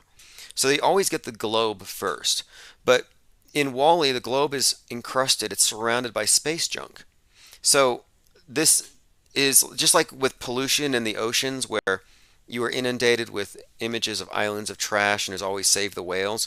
Now it's like save low Earth orbit. Like nobody cares about the oceans anymore. Now it's all about space junk. Yeah, they're making a Buzz Lightyear this year. I saw it in a preview. Um, oh yeah, the movie I think that you made me go see that I wanted to refund. Moonfall. Yeah, I was like, don't look. It's not Don't Look Up. Yeah, Moonfall. Yeah, they showed Buzz Lightyear coming out, and it actually looked pretty good, actually. I remember that trailer. I may check it out. And hey, on Moonfall and Don't Look Up, both of the protagonists who are like these scientific Noahs, both of them take anxiety pills every other scene. Did you notice that? Yeah, like it's like the wearing glasses scientists look like the new bowl cut. Like, should we be afraid of those people now? Well, yeah, you should listen to them. That's the message. Listen to the scientist with the neck beard who's stayed up all night studying his formula, who's predicting something, and no one wants to listen because we're polluting capitalists. That's the message. But they're both agoraphobic. So you got Leonardo DiCaprio's character popping pills. You got this other guy in Moonfall who happened to be an actor who was 33 years old. Think about it. You have a scientist who saves the world from the moon falling, and he's 33. He gives up his life to save everybody. And I mean, there's so many directions that movie goes. If you stayed through the whole thing, it turned into a really a mashup of Yeah. Kubrick's 2001: A Space I Odyssey, I Armageddon. left when they lost. I left when they launched into space. I gave up. I couldn't do it. I was like I went and watched the Super Bowl. I think that's what I did. I Yeah, left. I was just like, I'm just gonna go watch the Super Bowl. I laughed when they went into space because it looked so much. I didn't think it could look faker than what NASA does. They intentionally made it look fake and goofy. I think to make NASA look good by comparison. Well, Elon Musk even brags that they have better CGI than what they show us, or something like that. Yeah, he said if we faked it, we would have used better CGI. And it's because NASA has to monopolize real. They have to monopolize what it looks like when you really go to space, when you really launch and take off. And if the movie companies do it better, then NASA looks fake by comparison. So I think that they go over to Moonfall and they say, hey, look, you got to really dumb this down a little bit. Yeah, have the space shuttle come out while it's getting hit by a tsunami and it blasts up out of the water. I mean, that's what they actually did. It was so bad. You literally had a space shuttle coming up out of a tsunami, and all these people are watching from like a half mile away and cheer when it breaks the. Literally, like, literally, that's the reason I went to watch the movie, just to see how dumb that was. And once I saw that, I was like, okay, now I can leave and go watch the Super Bowl. Because that was like the highlight. I don't even know what happened at the end of the movie. I was debating about like downloading it and watching the last 30 minutes or whatever, however long was left. But Oh, actually, you know what? Here's I the just ending, and it's kind of interesting what they did here. At the end, you find out that the moon was always just an arc, and that it contains all kinds of advanced technology that we can go yeah, take. AI. Yeah, Yeah, it's controlled by an AI that you got to turn 'cause on, and inside it's got all this technology, and it can. the scientist knew everything. He already knew it was already all that. Like he explained it all. So I was just Yes, the I don't, 33-year-old okay. So scientist yeah, tell decided me. to transcend and he became a digital avatar of himself and he stopped the moon from falling on us and he fought the black goo. That was the thing. Wait, There was a bad guy in the movie. It was the alien that was made up of that's what black goo. happened. Yes. He became AI. He downloaded himself into the moon and fought it. Yeah, well, he fought the AI. Well, he fought the black goo, which was like this black goo alien thing, and it kept on showing up in the sign of a hexagram. Not a coincidence. So the Yeah, but the it caused the moon fall or something. Yeah, it was going to crash the moon, the arc, into the Earth and kill us. So he fights the black goo and it kills him, and he saves By the Earth. downloading himself into a computer. Well, he dies, and then you cry for a minute, and then you find out a few minutes later that he survived because the moon's consciousness uploaded him. So now he's alive again in the moon, and Oh he my saved the god, Earth. I And gotta watch it. I gotta watch it now. I'm gonna go spend $4 and rent it like an idiot. well, I would recommend watching it because the Moonfall Act. This is the subtext of it, though, or this is the meta script. This guy. I did not expect it to go there. I did not expect it. I thought it might just like I didn't even know how it was gonna end. I didn't care. I just saw them go into space, and I knew that like the Super Bowl was about to start, and I was like, I'd rather be watching the Super Bowl. So I went next door and watched the Super Bowl. Well, John Um, Bradley was the savior, and we could probably look into this character, this actor, and find some things out. But basically, he sacrifices himself to save mankind, and so he transcends, very Christ-like. Only he's a scientist, and he was born. The actor was born. His name's John West. He was born September of '88, making him 33 years of age. So, what are the odds that they're going to put another 33-year-old savior in your face? They constantly do this. yeah, it's either a shooter or a savior or a dyer. Yeah, a martyr savior. In fact, Timothy McVeigh was 33, and they turned him into a martyr for the Jesus white. Christ. Yep. Yeah, exactly. In fact, Jesus Christ. when McVeigh was being executed, there was this composer, this classical music composer that was playing some music to help send his soul to heaven. And he said, What? yeah, yeah, Timothy McVeigh had a Was that his concert. last wish? It's such a joke. What was his last wish? It was like part of his, I guess his last, you get like a last What was, meal, a last what song. was his final meal? What was his final meal? I'm not sure. But when they played this song, the guy's like, yeah, we played this song for him to help his soul ascend into heaven. And the composer said, Timothy McVeigh, like Jesus Christ, was 33 and universally despised at the time of his death. I'm like, wow, what a weird comparison. Was the composer Jewish? His name was Woodard. I don't know. I know that he was 33, and he remarked on this. This was an LA Times article. He said, Timothy McVeigh was 33, I'm 33, McVeigh's post office box is 33, and he's held at a compound that has 33 acres. That's 33 acres. Yep, yep. So, So, Hey, real quick, the Super Bowl. I was thinking there was going to be like a lot of water involved into it, but I guess it was like the Kanye West thing that he did a couple weeks later, to where like they performed in a puddle of water, and that's exactly what I envisioned the halftime show being at the Super Bowl. Like they're walking around in an inch of water or something, like Yeah, interesting, interesting. You're right risking about that. electricity. At the Dawn Day 2 event, they wore Um, rain boots, and it looked like it had been flooded, and the lights were out, like it had been blacked out. yeah, that's the exact halftime show that I expected to happen. But I didn't know it was. I just heard Snoop Dogg was going to be in the halftime show. I didn't know it was going to be like Eminem and D12 and all them, or whatever the people are, Well, like that. Just I was happy throwback to see to Snoop Dogg come out. 90s hip hop. I was glad that Snoop Dogg came out in support of Ukraine. Did you see him? I mean, what he was wearing? Yeah, but it symbolized like an ugly Christmas sweater, but also like water vibes. So it had some type of water crystal vibe in it to me. I just saw blue and It was yellow. like, yeah, it was an ugly Christmas sweater. Well, Yeah, it was an blue ugly and Christmas yellow, blue and yellow. and this is before, right? This is before Ukraine became a thing. Before we all had to pray for Ukraine. And then Rams was, of course, Rams, blue and yellow, and of course they won or whatever. So Oh, dude, I live in Dallas, and I drove through the other night, and every downtown skyscraper was blue and yellow.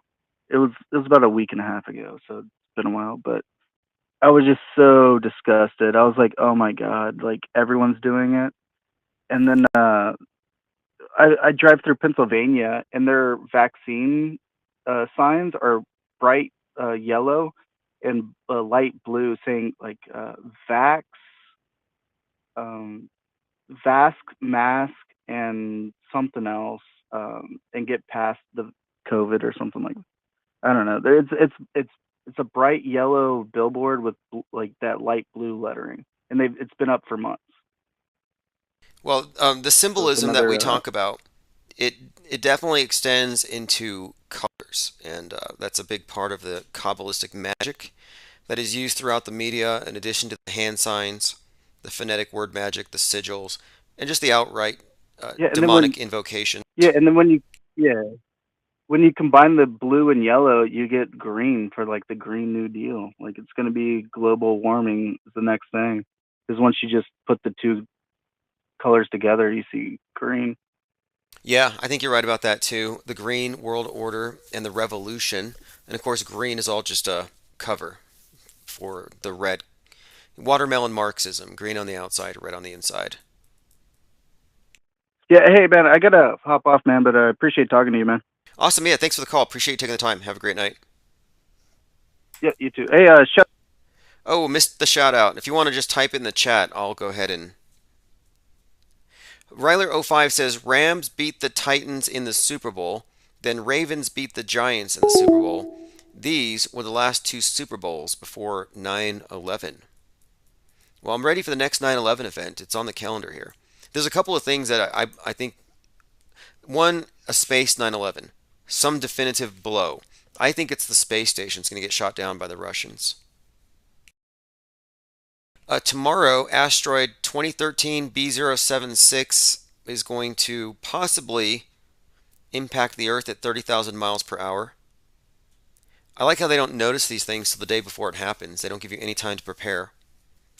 The Mir space station crashed to Earth 21 years ago. So, the Mir space station fell. Let me get the exact date. It was in June. I believe it was the June before. Here we go. 9/11. No, it was 1999. Here we go.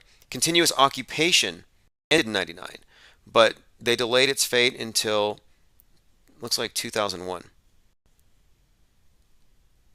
Here we go. Uh, Leaving the station to come down to the atmosphere's drag could result in debris striking inhabited regions. So the engines of the attached Progress were fired 3 times on 23 March 2001. The third and final firing was sufficient to set the station on a course to the Pacific Ocean. Okay, so it was 3/23, a couple days ago was the anniversary of the Mir station falling.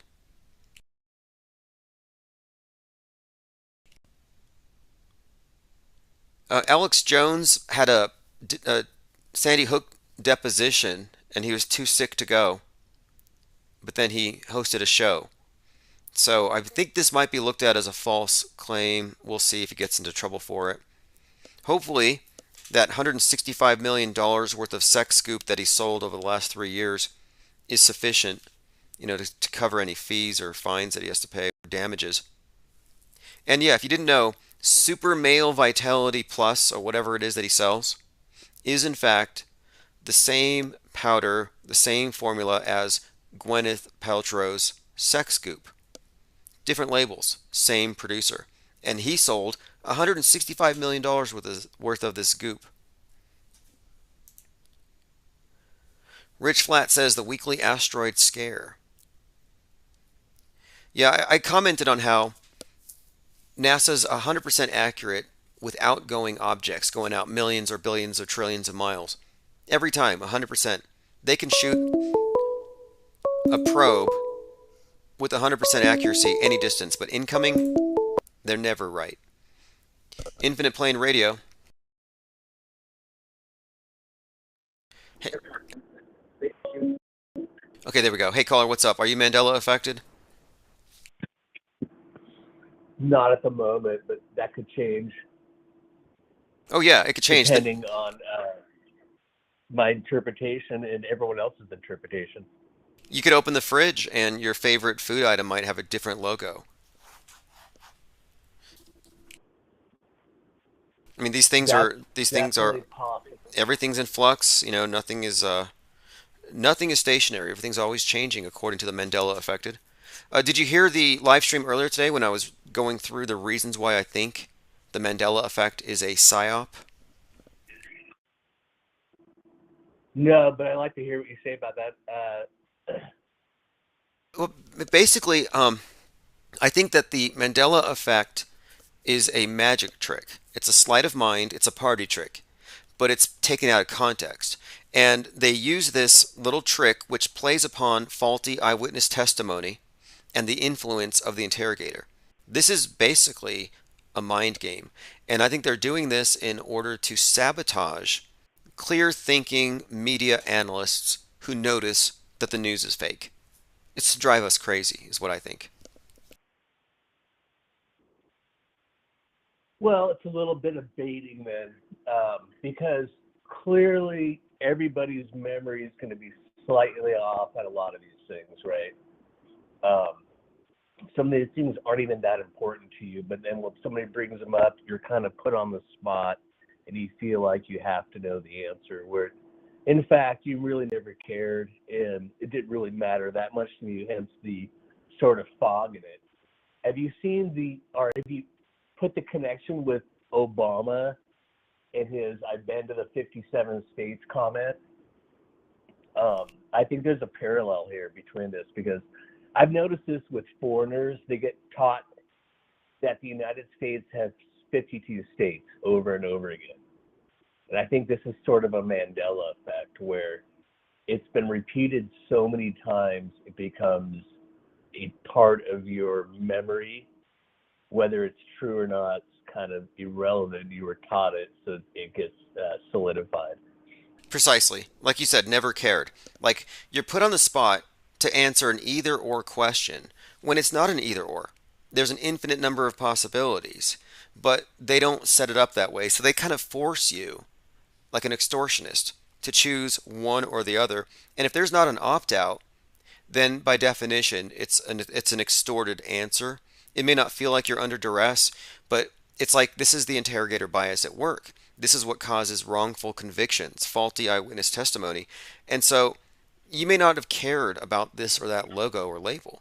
It just never was important to you. So you just have the default memory, and you have many things that collectively there's not unanimous agreement on. Lots of misremembered song lyrics, and I don't see the Mandela effect calling those Mandela effects.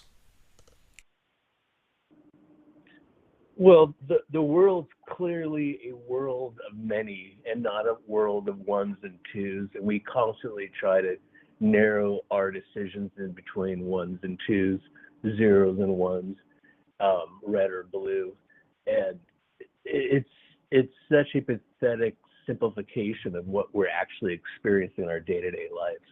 You can't even wake up on a day where it's exactly the same as the day before, but yet we kind of membrane it into the sameness, right? It is kind of the same. I have kind of the same routine. I kind of do the same things, but it really isn't the same. There's variance. There's always variance.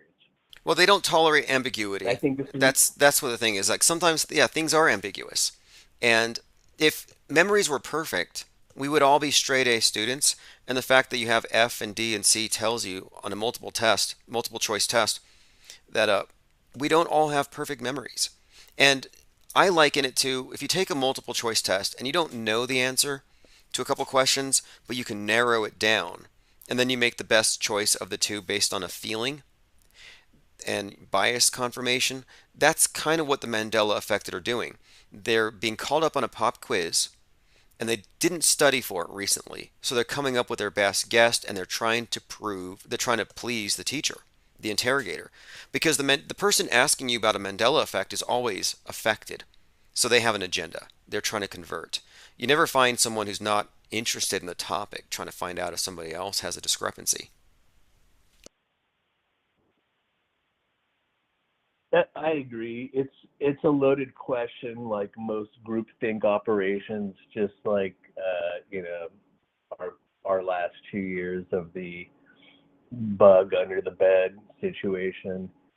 Once you plant the seed into somebody's head, then anything can be tied into that seed. Back to the ones and the zeros, right? You're simplifying the boogeyman. You're simplifying the fear or the evil or the badness. Much like the Russia-Ukraine thing, one side good, one side evil. If you're with the gay Jewish actor, you're on the right side. If you're against the bear rustling Russian, you're on the right side. So yeah, what a perfect setup. You can look. That's perfect right there. How they set that up as this guy here prancing around in stilettos, and this guy here shirtless riding a bear. Like two different versions of the ideal as the left and the right. A strong man versus this New World Order cosmopolitan eunuch or whatever. And I'm looking at it as like Greta Thunberg and Kyle Rittenhouse, left and the right. They really love to polarize everything. And Greta Thunberg and Kyle Rittenhouse have the exact same birthday.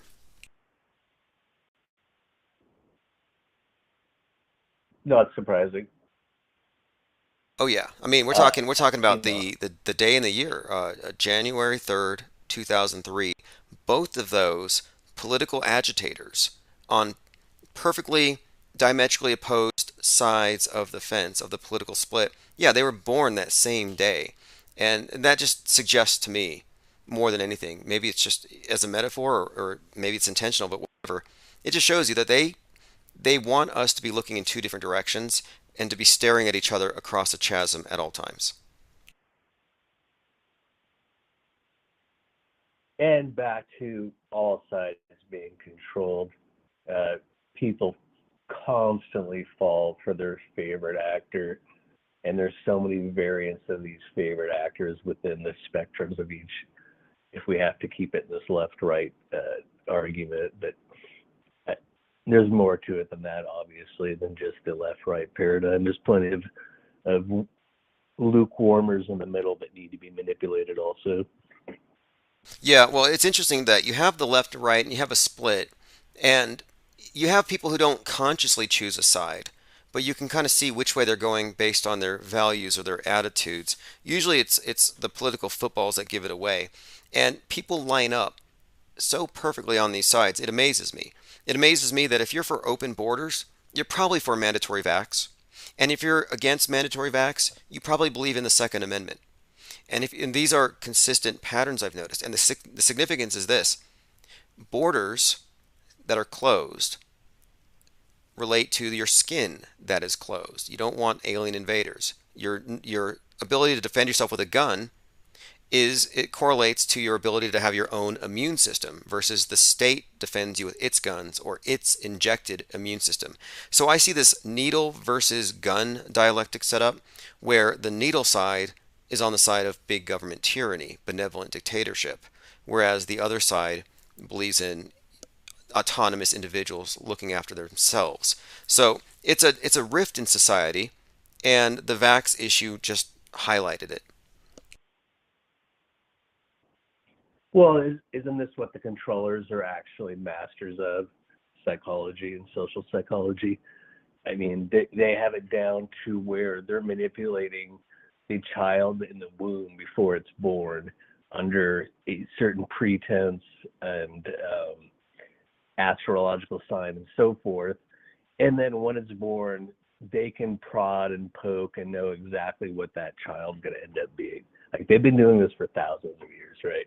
So to manipulate us sort of out of the womb is kind of child's play for them. We all kind of fit into these categories, maybe not all of us, but most of us do, one way or the other. And at the very least, we fall into these categories when we're at our weakest, right? Trump would be a great example of this. I'm sure he pulled a lot of people in that, in hindsight, wouldn't have been. But given the circumstance and given the choice, it worked, right? You could go back 10 years, you would laugh at that working. But you can go back to 2015. He had to go up against 15 other candidates to see who would be the one. And the Republican Party was against him until the end. And everybody laughed at the idea that he would come out on top. So consensus opinion is always wrong. And it's just so dramatically wrong. And it never seems to recognize this. It just moves on to the next thing. It doesn't know when it's been duped.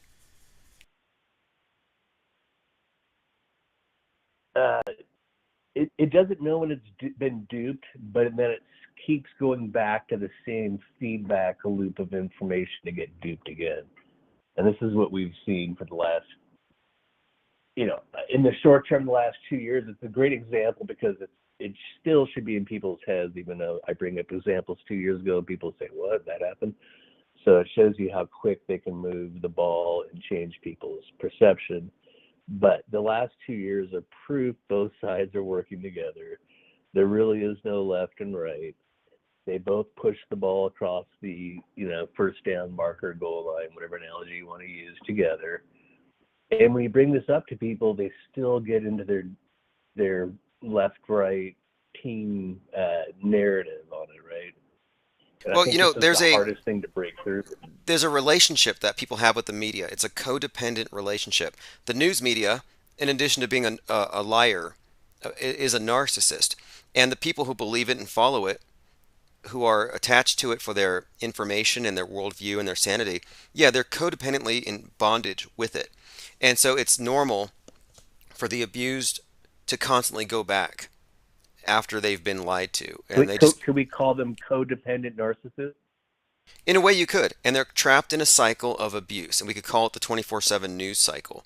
It's not a coincidence that Netflix's, one of its founders and original CEOs, is the nephew of Edward Bernays, the father of public relations. And they're both related to Sigmund Freud. Well, exactly. And then you can look into the whole space agency and the obvious Nazi, connection. Then you can get into the L. Ron Hubbard connection and space, rocketeering connection. I think all those things tie together, right? It's the same group. It absolutely does. The same facade. Yes, exactly. And the clearest example to me that we're in a global cult, a doomsday cult, is the universal acceptance of the climate change narrative of global warming in response to human activity.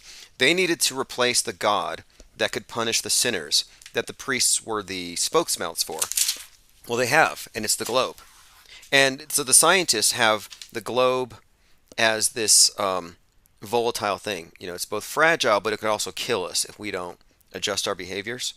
And so I'm looking at that, and then I look at NOAA, the National Oceanic and Atmospheric Administration, and I look at their iconography. Their symbolism. They actually use a dove, which is Noah's symbol from the Bible.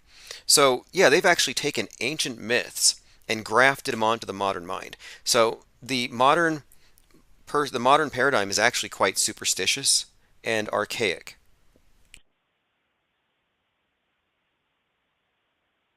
it's almost become completely material.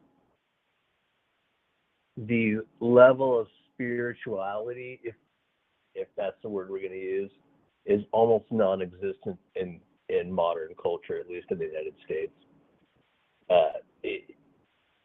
Again, the last 2 years of watching people walk in their funk and their sort of consumerist, tourist mindset, where I just need to get back to shopping at Costco and getting into my routine. And, all this is revolved around materialism, right? There was nothing about their spirituality was taken away. Their materialism was taken away. Like, they couldn't go to point A to point B. They couldn't go party at their favorite party spot. Maybe not all this materialism was taken away, and this is by design, right? Selective materialism was taken away. But overall, we really have a void of what ought to be done. That never was said. There was never that argument. It was, well, X is going to happen to me, materialism, then this is going to happen to me, materialism. Therefore, I need to do this. Always set up as something like that. Never set up as a moral question. Always set up as, this thing is going to kill you, it's going to kill X amount of people, therefore we need to do this thing.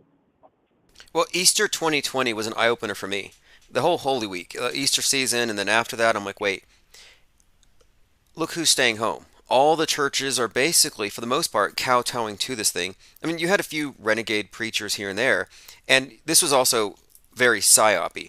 It seemed like any of the churches that try to stay open, their very vocal and visible leader would just die of COVID. Like, those were all just so phony to me. But it showed me, though, that... Or get arrested and make a big deal about it or whatever. Right, to set the example that the people who don't go along with this are anti-authoritarian and irrational and dangerous, which isn't the case. The dangerous people are the ones locking you down. They're the irrational ones. They're the fascist control freaks who think nothing of shutting it all down. But anyway, over what? Hypochondria? But it showed me, though, that when, like at the various religious... The same people that were sharing the gollop of wine at church for the last 25 years are all of a sudden hypochondria. But yes, go ahead. Exactly. But I was just noting how the religious pilgrimages were all stopping. Everyone stayed home. No one's running loops around the big cube at Mecca. And I'm like, what's going on here? What happened is everyone's kneeling to the new crown. There's a new god in town. It's actually, I think, COVID-19 is a replacement devil. So you have the angry globe god, but it's not just the angry god you got to worry about. You got to worry about the devil. And how does the devil spread? Well, through the unsaved, through his emissaries, and you get it from them.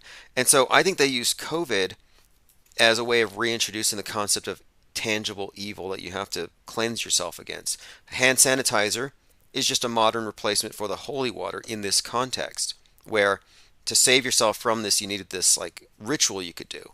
So I think they use COVID to introduce a level of superstition and fear of possession, and then to elevate in the eyes of the public the priesthood, and then to give us the need to create the need for salvation. Of course, the vaccine is the communion, the thing that would save you, the salvation. So anyway, yeah, I thought COVID was introduced to help punk all the rest of the religions and show them that science is boss. The one religion that everyone agrees with is science, and the new heaven, outer space, isn't disputed by any of the religions that argue over what heaven looks like.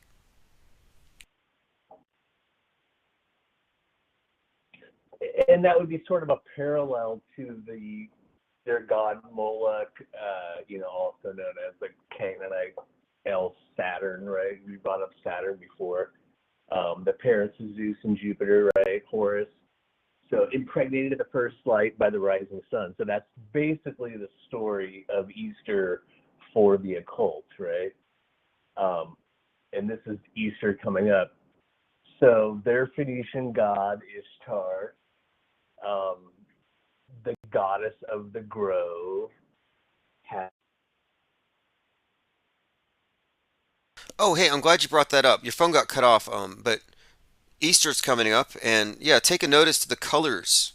The reason why they use the purple cloths on the tables. They cover the crucifix in purple. Exactly. Yeah, I think that, like you're saying, they're definitely replacing they constantly try to replace the biblical story with their alternate story or parallel story or reverse story, if you will. It's usually a reverse story, but they definitely want to play on the numbers and the dates and the gen story. I guess to that note would be we do 9/11 a lot, and a lot of people know the meanings of that. And 7/11 is a repeating deal, but 4/11 is another one that they've snaked out of the Bible, from Acts 4:11, where Jesus is the cornerstone the builders rejected. But then they give us 4/11 of the number we call for information. Wait. Acts 4:11 And then is not the by, Jesus is the cornerstone. Interestingly enough, I was listening to a podcast recorded in 2020 with Jordan Maxwell, and he said okay. that the translation is chief cornerstone. And what he said that what this means is if you look at a pyramid, the stone that reaches all the corners is the capstone. The meaning is that Jesus is the eye in the pyramid, the chief cornerstone, the capstone. Acts 4:11 though, that's interesting because yeah, he was talking about that verse, but he didn't mention which one it was. Well, so not by accident, they give us 4/11 for our information. And back in the day when you had to call for time, you were calling, you're using your phone for information with 411. And then probably not by coincidence, if you add 4, 1, and 1, you get 6. Saturn being the 6th planet and the number of man. If you take 4 and you times it by 11, you get 44, or Chronos, time, and he has his 44 assistants. So I think that's another encoded everyday use. They gave us 9/11, they gave us 4/11. Fascinating. They gave us 7/11 on the corners. One that I've noticed, I was studying runes and the Hebrew character, just the Hebrew letters and how they all kind of relate. And the thing about these numbers, like you can look at your keyboard, the 4, for example, the way the 4 is drawn, it is a cross in there. And the number 4, throughout numerology and in symbolic systems, it generally refers to the 4 seasons. It's always a solar thing. And the 4 seasons, you can find the 4 suits in the tarot, in the playing cards, actually relate to the 4 seasons, and the 52 cards, 52 weeks. So these symbols have been used again and again in various contexts, but I've noticed that in a lot of psyops, they use 42 to symbolize Saturn. And I noticed that you take the 4 and you get the 2 and you put them together and it's the sigil of Saturn. And it even makes sense when you look at the meanings, because Saturn is an agrarian god of the harvest. So if you look at the 2, or the reversed S-looking symbol at the bottom of the cross, that would be the scythe. And Saturn is Father Time, the Grim Reaper. That's because he's there in the fall at the harvest. But anyway, that's just another example. 42 is elite code for Saturn. That's why Bezos spent $42 million on a clock that he installed in the mountain. That's why Elon Musk uses the number 42 all over his CubeSat agenda. 42, code for Saturn worship. And some overt cons of the cabal in sports media, as we pointed out before. As far as, I would say, the Vegas Harvest Festival was a coded event. Stephen Paddock being the martyr in the sheep pen, Stephen Paddock. Paddock, yeah. And fire at Route 91, right? It's Harvest Festival, Las Vegas, which means the meadows. Then, of course, yeah, they were in a fenced-in area at a concert, and then Paddock is his name. So harvesting the people, it all did make sense from. Martyring the sheep pen, basically, is what they're saying. And then Route 91, if you take the occult 13, so the occult divide the seasons in four seasons of 13 weeks. And then if you add 1 through 13, you get 91 for your Route 91. And then the festival was exactly 91 days before the end of 2017 over the Feast of Atonement. Oh, that's interesting. Now, there's a video that you could find. It's someone who found that in the movie Hangover, I think it's Hangover in Vegas. I don't know if it's part 3, but there's a movie called Hangover where it's about these drunk guys. I think I lived that movie. But... Right. Well, the one that starts off, the opening song is called 13 by Glenn Danzig of the Misfits. So the song 13 is like on the opening thing, and it has all kinds of predictive programming where the drunk guys are laying in the street in Vegas in full view of the Mandela, and they're laying in the same places where victims were hiding behind cars. And then you have a few references here and there to the Vegas shooting in that movie before it happened, of course. But yeah, The Hangover has predictive programming for the Vegas shooting, and number 13 is super connected with it. And then what's more, 13 months after Vegas, 50 of the survivors were shot at the borderline bar and grill in Thousand Oaks.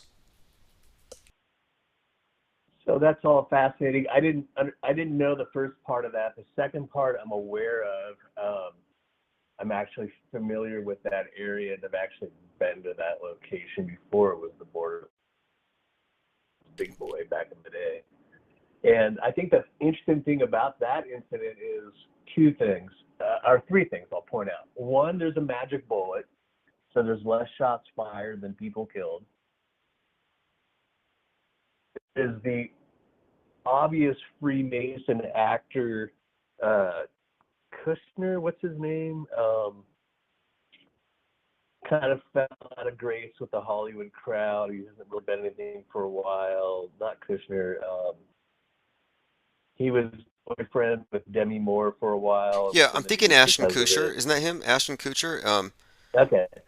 Yeah, that's him. So his story was he received a handgun in the parking lot at the Borderline Grill. You could look this one up.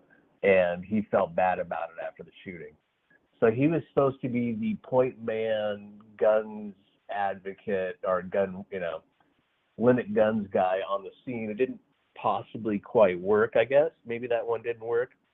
But there's the obvious Mother Crisis actor that's with the Saga shooting. That's wearing the MGM shirt. She was with the Pulse nightclub shooting. Oh, shout out to Waynell Sexton. And then the last... Yeah, we love her. She's one of our favorite crisis actresses. And Waynell. So that's 4, I guess. We got her on. She is MVP of crisis actors at the moment. She's definitely heading the award show and so forth. But the other weird thing about all that, the Thousand Oaks Sheriff badge, if you look at it on the side of their car, distinctly has the same symbol from the FBI for pedophilia. Oh, okay, okay. Like that's it should surprise me, but it doesn't. The Thousand Oaks shooting. So what I'm saying is the Freemason connection in that area is strong. Well, and if anybody has any doubts, like this to me, this proves that Vegas was fake.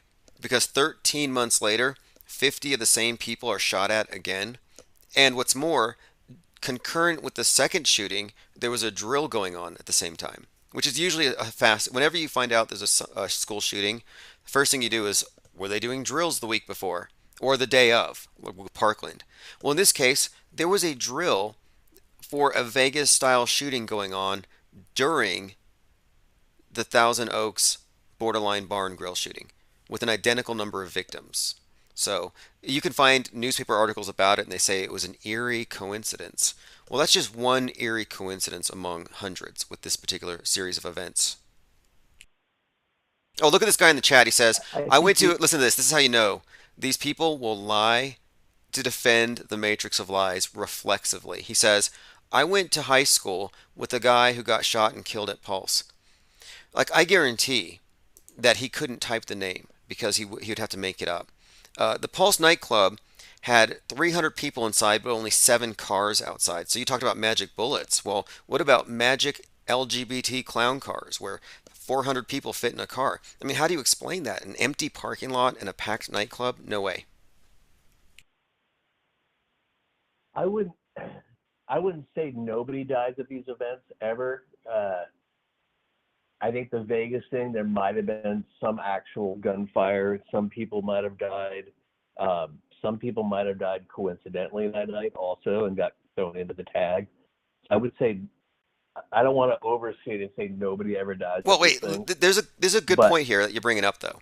The reason why I say nobody is that how many people died while they were making the movie Braveheart with Mel Gibson? Like, how many people lost their heads? How many people got shot with arrows? There had to have just at least one, right? Maybe just an accident. Maybe somebody fell off a horse. There had to have at least been a death, right? Slip coming off the plank or whatever. So my point being, we're not looking at an actual military operation. We're not looking at an actual false flag. We're actually looking at a psyop. We're looking at a movie. It's theatrical. Nobody would die because these cheap $2,000 crisis actors would blow the whistle. They would say, hey, I'm not being part of a war crime. If one person dies, it becomes a snuff film. It becomes a conspiracy, it becomes a war crime, and it becomes a major deal. However, if it's merely a psyop and nobody dies, nobody has blood on their hands. And I think they even recruit people who are copacetic with the goals. Like, if you're a fascist and you want to take away guns, maybe you could find it easy as an actor to portray yourself as a victim on TV.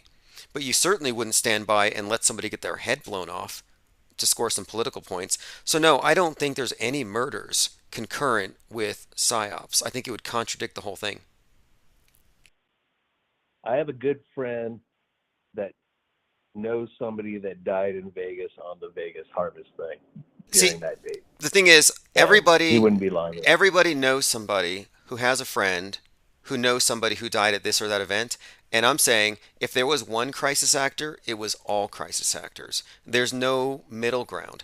There's not a false flag happening, as Alex Jones would tell you. There could be a middle ground. There could be some people actually died that night for whatever reason. They got thrown into the category of being shot. That's all I'm saying. You know what? I heard Mark Sargent make that argument. I've heard people say, well, maybe some people knew too much. They had to kill some people. And I'm just telling you, if one person dies around a bunch of drama actors, one person literally dies, they're all complicit in murder. So now you're talking about people doing real life Squid Games type stuff, where I'm saying, no, the burden of proof is on you to prove that any bullets were actually fired. And that hasn't even been proven yet. So if you're going to assert somebody died, you're on the side of the mainstream media on this one, because the only evidence we have is some really crappy MP3 they play through the speakers. There was no evidence of actual gunfire at Vegas that night, despite what they tell you on the news. Oh, I've gone through 6 ways to Sunday, but I bring that up because, that's a real person, 2 real people, and it's not just someone that knew somebody. It was, I got a name and all that. It's the same thing with the Kobe crash. Do you think Kobe really died in the helicopter crash, or that helicopter actually crashed? Okay, a couple things about that. One, there's not to totally change the subject, but this is the same. It's the same psyop, if you will, right? Okay, with the Kobe thing, you have purported witnesses, but one of the first things that stood out to me was it was reported by TMZ, and I used to do decedent transport here part time. So like I was on call with the beeper and I had a van.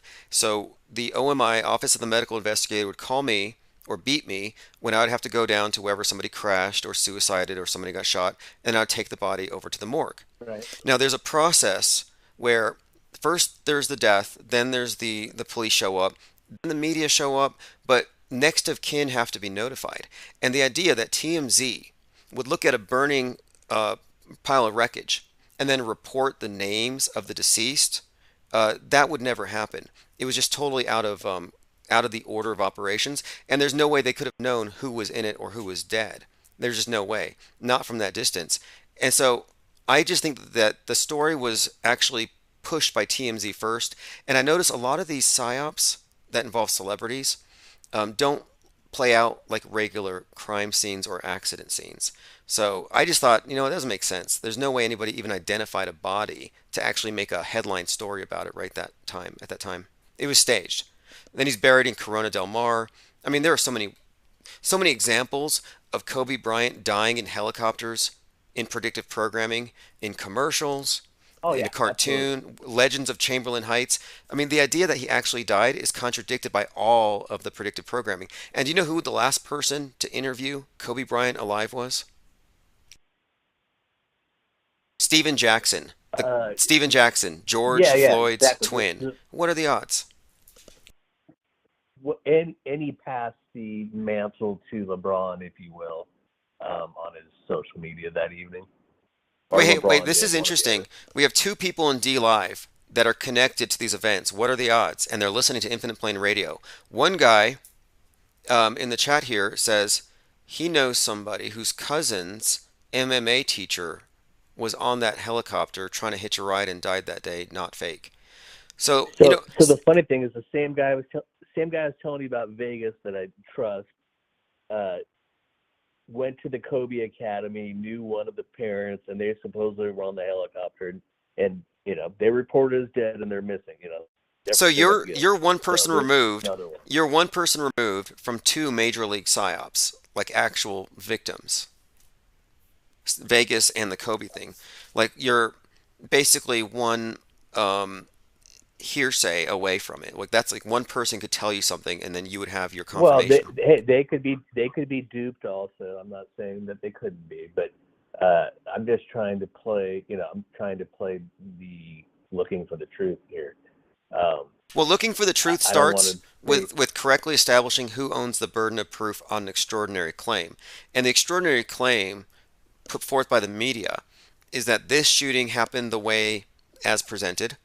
And I've seen enough with the whole Vegas thing to know that it's completely contrived. I went out there to where it Well, was. the official story is a joke that he got all the shots off from his rim and all that.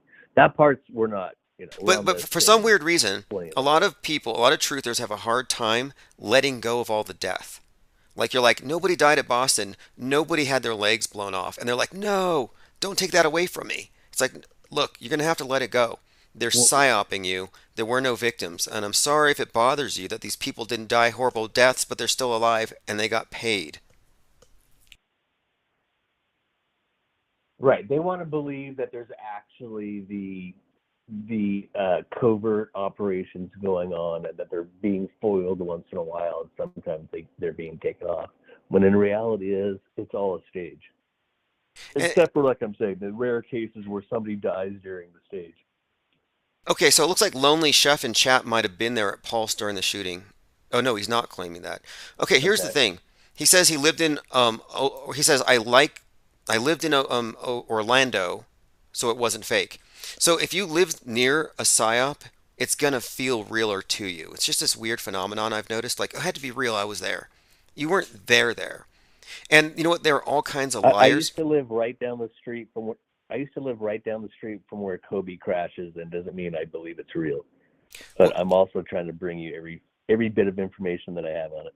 Sure. Well, the predictive programming to me would suggest that if it was real, then that ought to change your life because you saw some hardcore synchronicities that should blow your mind. Like, it should humble you to look at that cartoon where Kobe crashes and that commercial where a helicopter blows up with him in it. It should humble you to say, wow, look at all these coincidences, like God was showing us in advance. Because you can't just ignore these things. But the Occam's razor approach would be, what's more likely?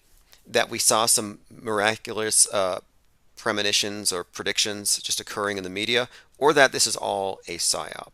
And I'm on team, it's all fake if 10% of it's fake for the most part. I agree with that statement for the most part. COVID and Kobe means God's door, to back up what you just said, by the way.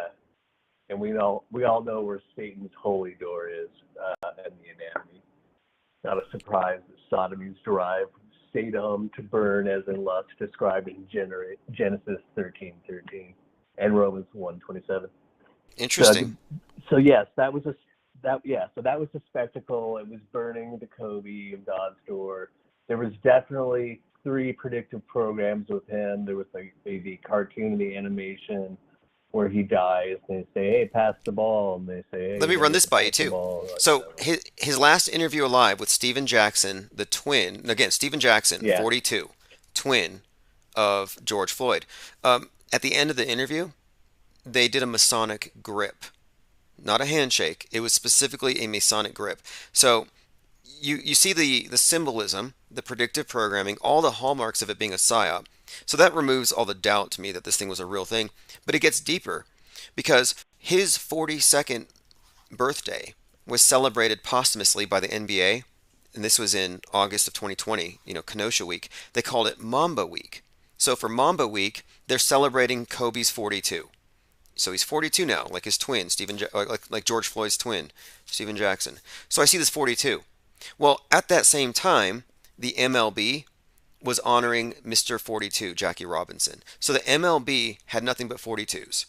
NBA celebrating this guy's 42. Then Chadwick Boseman dies at 42, and he played the Black Panther. And so I was noticing that Kobe Bryant's birthday week was playing into all of the same psyops and overlapping with the same characters to the point where, yeah, I was pretty convinced there. We're looking at his death was staged, and it was sort of I kind of think that his death, that date kind of marked when the COVID thing ramped up over here. And again, he was buried in Corona Del Mar. Well, absolutely. I look at it as the Kobe sacrifice, if you will, as the kickoff for Corona, right? So, as you say, laid to rest in Corona Del Mar.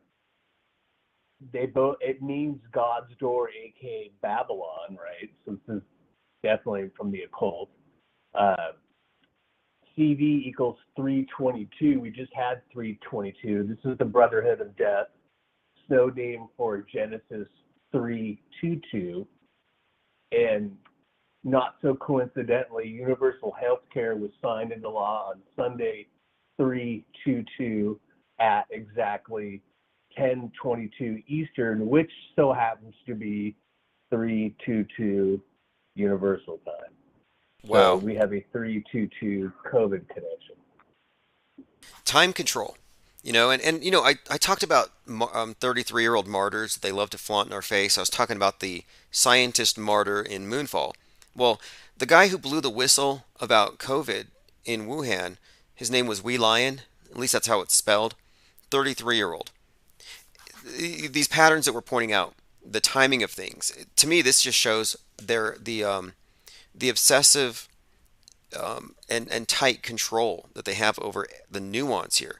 Like on 322, you had that King Soopers shooting last year in Boulder, Colorado, and I just looked at the news article just to kind of update myself on it. And guess what time the police entered King Soopers store number 33 on 322? Let me guess. 322. Yeah, 322, right? I'm like, what? 322? They went in on 322, and then the guy comes out with one leg bloody. It looked so staged, but anyway, what is Wasn't it? that on at 33 Avenue also, or something to that degree? Or right before that, there might have been a shooting in a police station on 33rd Avenue at the same time. Yeah, if we go back, we'll find because you had 33 union members in the store at the time. It was store number 33, and then you had there was That's what it was. There were so many problems with that story, but yeah, King super day for a psyop. Well, 33 steps on the pyramid representing the 33 degrees of Freemasonry. So that wouldn't be a surprise. What's a surprise? What's a surprise is there was an anti-Freemason party in the United States at one time when I guess people had their shit together. And since then, it's been downhill. Yeah, that was the first third party. Because, like, I've been talking about the mind game of the Mandela effect and how it's about imposing a binary, extorting a response, not a real option, not a real choice. And I think that's how it is with politics. The two heads of the same bird, this double-headed eagle thing they're always flaunting. And so the anti-Masonic party was the first third party challenge, and I guess it just didn't go anywhere. But Well, they should have been called they did something for a little while. They should have been called the anti-Hegelian dialectic party, because that's kind of what they were pointing out with our two-party systems, two heads of the same stake. I know you get this, and most of your listeners probably do, but it needs to be said over and over again, because until people break out of that spell, we're not going to get out of the situation we're in. yeah, and I pay attention to getting more power. Yeah, I think we have to be aware of at least the fact that there is an entrenched elite, and they communicate above the heads of the sheeple. And they have such disdain for those of us that aren't sheeple. Like, they know we exist because they have a way to brand you. Oh, you're not falling for the programming. You're a racist. You're a, it's always a negative term, too. It's not, oh, you're a critical consumer of information. No, it's, uh-oh, we have one that can see.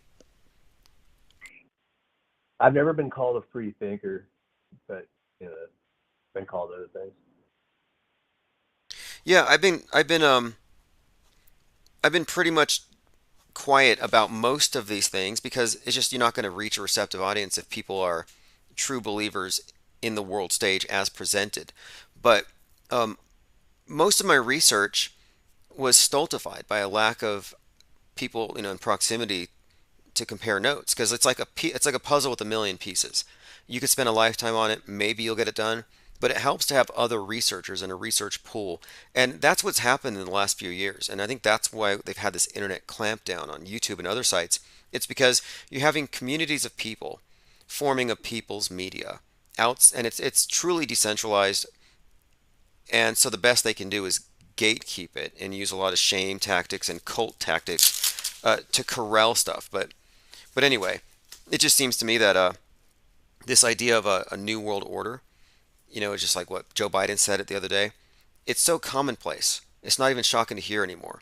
It's like we're already in the post-reset, and it's pretty obvious that the people that run this place love their Saturn worship. They love their obelisks. They love their 666, whatever all that stuff means. And if you just try to point out to anybody that's not somewhat in tune to it, then you're immediately labeled the conspiracy theorist, out there guy, Alex Jones guy, what have you. But the connections are there's so many of the connections that it's so consistent. That's the part that's frustrating to me, is you can show them a pattern, and then anywhere else in their life, you show them that pattern, they'd be on it, right? If you showed them a stock pattern, if you showed them anything else, right, they'd be on it. But in this particular case, for whatever reason, it's not true, because it's not within their scope of understanding or wanting to understand. I think most of it is most people don't want to actually get to that level. It's just too uncomfortable. That it's too hard to get to the rest of their stuff. They got to get through it. There's pressure against it. The system, the matrix, whatever, it has its immune system. I mentioned the movie Free Guy, and the way that Free Guy became free and he ceased being a pre-programmed NPC is he started breaking his programming. So he had like a collection of clothes to wear. They all looked the same, but he just grabbed one further on the left. He started breaking his programming. And then you had Truman in the Truman Show. It started to break for him when he started noticing patterns. And everybody around him said, nothing to see here. Don't pay attention. Like it's always pay no attention to the man behind the curtain. And then in the Matrix, you have Neo with the cat and the glitch in the Matrix. And that's what we're pointing out here, is if you point out the inconsistencies, the continuity errors, the glitches, the crisis actors, the green screens, the immune system of this thing will just shut you up. They'll say, nope, nothing to see here. And it's just gaslighting. And a lot of people are just gaslit. And what gaslighting does is it gets you to doubt your immediate perceptions and to default to the person who always corrects you. So if you're always corrected by the news, and you always go with that correction, eventually you cease to rely on your own perceptions. So we do live with a lot of gaslit people who've been rendered into NPCs. They're just following a program. Well, it's foundational. Like we were gaslit at an age where we couldn't even defend ourselves, right? We were presented with all these ideas that were facts.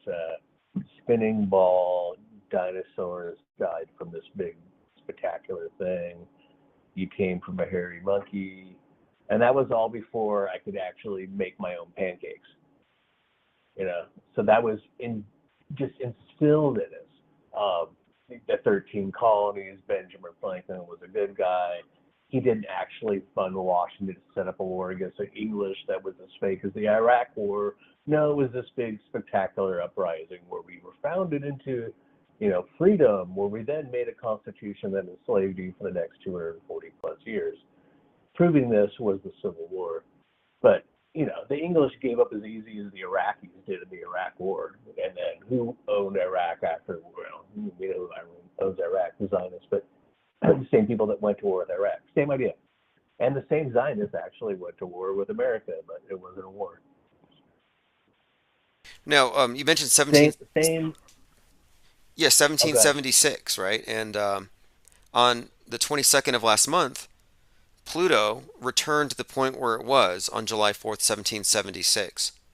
And I tend to think that the elite, the ones who are essentially in control of writing our histories and the ones who tell us what happened versus, who just basically write it, I think they think in long terms like this, and they plan their things astrologically. Like this great reset timed itself perfectly with the Saturn-Jupiter, not only just a conjunction, but a conjunction on a winter solstice, which we haven't seen since Jesus was born. So it's like, oh, well, year zero. So we hit a reset year with the same alignment, and they time these things this way. And the Great Reset was not a new idea.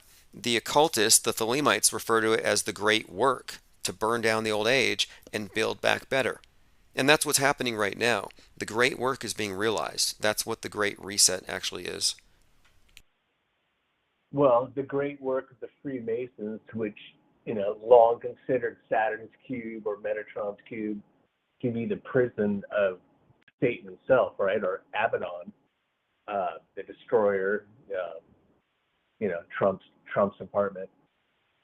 So one day he'll be free, and they believe this is the era that he'll be free, right? It's the age of Aquarius. We've switched over. Now it's the coming of the Antichrist. And once that happens, then this Abaddon entity will be released from Metatron's cube and will be able to reign over this plane or planet once again. Yeah, I've came across that information before, and I think that it's fundamentally right. The New Age and whatever is about to happen, the iconography speaks for itself. Hey, I got a commenter in chat. Lonely Chef says, "Did you say Jesus was born in winter?" I said so.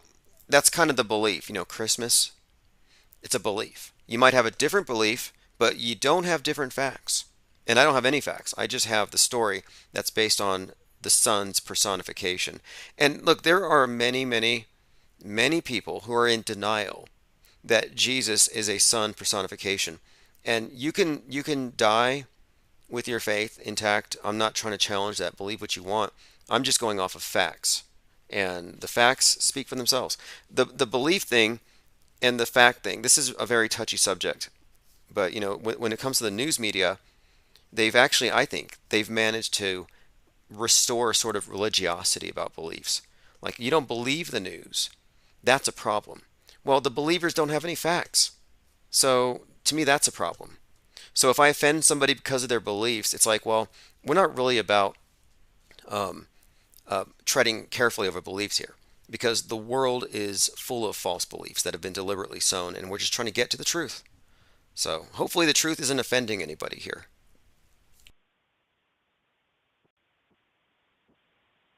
More likely, the historical Jesus would have been born in the springtime or right around the 9th of Av in September, based on the foliage or trees in the area and based on the overt anti activities of Bohemian Grove, etc., and 9/11. So I would say those would be the historical dates of Jesus' birth. It got tacked on to sun-worshipping cults for obvious reasons. People like the holidays, and it's kind of still true. People like the winter holiday. Sure. If you So want I to think believe in that's the kind of historical Jesus, it would make more sense what you've described. If you want to believe in that particular story, however, the sun god journey, or the journey of the sun throughout the year, is what I'm referring to, because that's what the elite are about. They're not about the quote historical Jesus. They're more about the archetype. And today, the New Agers they're phasing out the Jesus Osiris archetype, and they use these interchangeably. And the god for the New Age is Horus, the child androgen. The child is representative of a new start without being saddled by a couple thousand years of tradition or baggage. It's all new, blank slate. Out with the old, in with the new. And I happen to think that Greta Thunberg at the UN announcing this "How dare you" speech to the older generation, yeah, I think that was pretty much announcing the Great Reset, the Great Work, the New Age, the Age of Horus, or the Aeon of Horus, where they phase out all of the old paradigms attached to the patriarchal dying sun god. So, whatever you think about Jesus, they're phasing him out. And clearly attacking organized religion, whatever you think about religion. But I happen to think it has a place as far as keeping moral standards going. But in spite of that, they're clearly attacking organized religion and faith and spirituality. So again, more towards the material, less towards the spiritual. Attacking, yeah, sure, but it's not being suppressed. I mean, the old moral values, traditional values, are being destroyed. They've pretty much turned family into the new F word. They're trying to destroy the lexicon that we use to describe the family, and it's all part of destroying the family unit, so that you can just have a more direct one-on-one relationship with Big Brother. But I don't think religion's going away. It's just been replaced. The dominant religion of the day, in my opinion, is the mainstream media. That's why I mentioned this replacement flood god myth, the virus as a replacement for sin. They have reintroduced transcendence with digital transcendence, space as heaven. To me, this is all just a replacement faith, and the Bible has been supplanted and replaced by the television. And that's quite literally true, that the new Bible is the curated mainstream media, sans all the conspiracy theorists. Once they perfect that worldview that everyone agrees with, yeah, they won't need all these competing religions. We're all on the same sheet. It's the new universal religion. And I don't think it's a coincidence that it's coming from you through a black screen, from a black cube. It's the Saturnian religion. It's the Abrahamic faith with a new face. Well, so yeah, it's the black cube from 2001: Space Odyssey. That's the without the black cube, you can't see the reality of your present time, and that's really if you don't become digitized soon with your digital ID and digital passport, then you can't not be part of this new digital you of the future. I do think, remember when they pulled the Maya, the world's gonna end deal, and it was the same type of fear tactic for a lot of people. But I do think there's a parallel with this changing of the equinox, or the precision of the equinox that the Mayas would talk about. They had a 26,000 year cycle, but similar 12 signs of the zodiac. And so it didn't happen exactly on time, but it's, in their sense of time, it's still kind of happening. I don't know if you've tied this into where the elites have this same type of psychopathy with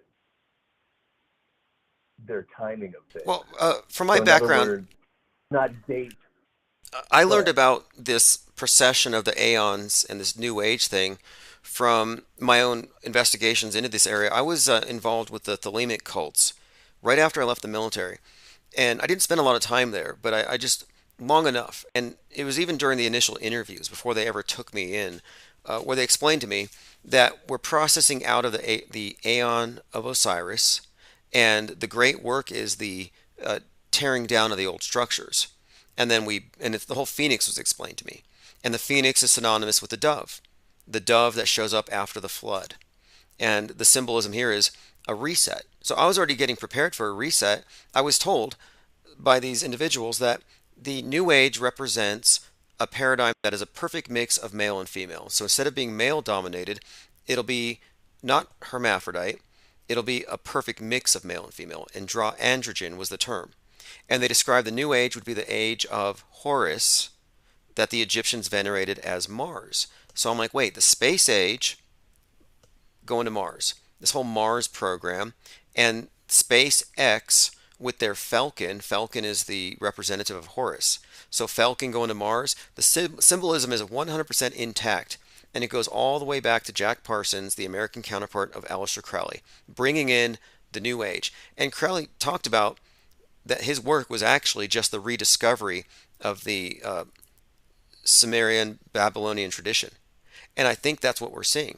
So I'm looking at the New Age as synonymous with the space age, and that they're telling us we're going to Mars as a cover for transforming our world into the age of Horus, which will be lockdown culture, dumbed down, hive mind, collectivist, basically the brave new world. And what's more is they insisted I read a certain collection of books. One of them was Stranger in a Strange Land, Robert Heinlein, and they told me this is our blueprint for a perfect Thelemic world order.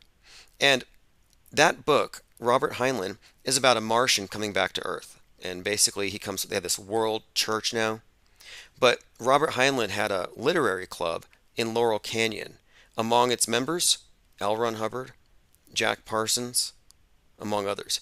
So, yeah, I think that the space program is quite literally how they're bringing about the occult New Age. I think that's the whole purpose of it.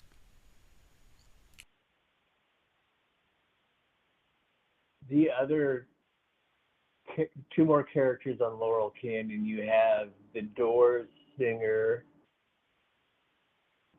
born there, his father being military, doing the false flag of help me out here. Oh yeah, the Gulf of Tonkin. You're talking about Admiral Rear Yes. Admiral Morrison, father of Mr. Mojo Correct. Risen. Mr. Mojo Risen, Mr. Try to push the envelope for our controllers at the time, tied into the other cults in the area, Manson killings. And then recently you have a sort of parallel actor up there. God, what's his name? I'm not good with actors. It's not a bad thing, Anyway, there's the idol worship is so a modern version. obligatory, and if you manage to escape it, if I don't know who a certain celebrity is that everyone's kneeling to, I consider myself lucky. But the whole '60s counterculture thing, the whole fake counterculture. It's such an obvious controlled government operation, and the people that went through it think they went through something. It's the most bizarre. It's really the perfect example of a metascript. We don't have to even talk about the present metascript. Just look at that metascript. Here, take a bunch of acid. You go have sex with these hookers. We're gonna watch you through double mirrors. You guys go to this concert where these guys are telling you to do all these free things or whatever, which is just a repackaging back to your L. Ron Hubbard and friends of do what thou wilt, which is the same programming, right? And you get Helter Skelter going on at the same time. You get the Beatles transformation from the good guys into the push the envelope guys. All part of the Tavistock Institute programming. Fascinating. Kind of like they do with all these pop stars. They're all wholesome Disney, like Hannah Montana. and then she turns into this like twerking, whatever she is now. But Over and over. but her tongue hanging out, just acting very, the opposite that she was. And it's like, well, if you were following her lead, you went from that to that in no time. And it seems like a pattern.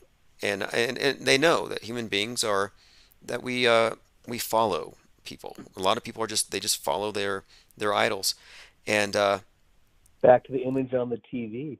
I happened to have a gig where I worked at Nickelodeon, so I met the guy that got fired, and I did a few months working there. He was like within 10 minutes, I knew he was a pedo freak, right? So I'll look him up. I don't know the name off the top of my head, but the interesting thing was the Pretty Woman's actress's niece was the star on the show, and she was already obviously taken in with the whole programming thing. Like she snapped in from 14-year-old girl to, hey, let's go party and do drugs after the gig, and not like it was a split personality thing. It blew me away. I left there going like, what the hell?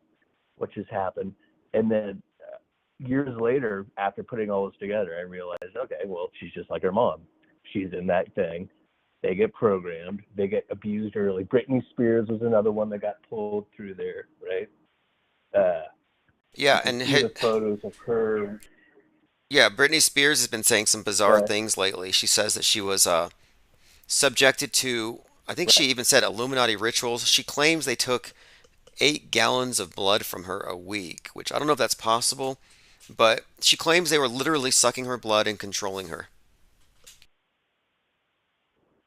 So that guy's name is Schneider, Dan Schneider, who was fired, and they closed down one of the facilities in Hollywood there as a result of, but nothing happens as usual, just like the Guardians of the Galaxy guy that was obviously caught red-handed pedo shit. Like all of them, they get red-handed caught because they're all in on it. Wow, I didn't know about that So one. yeah, it gets protected.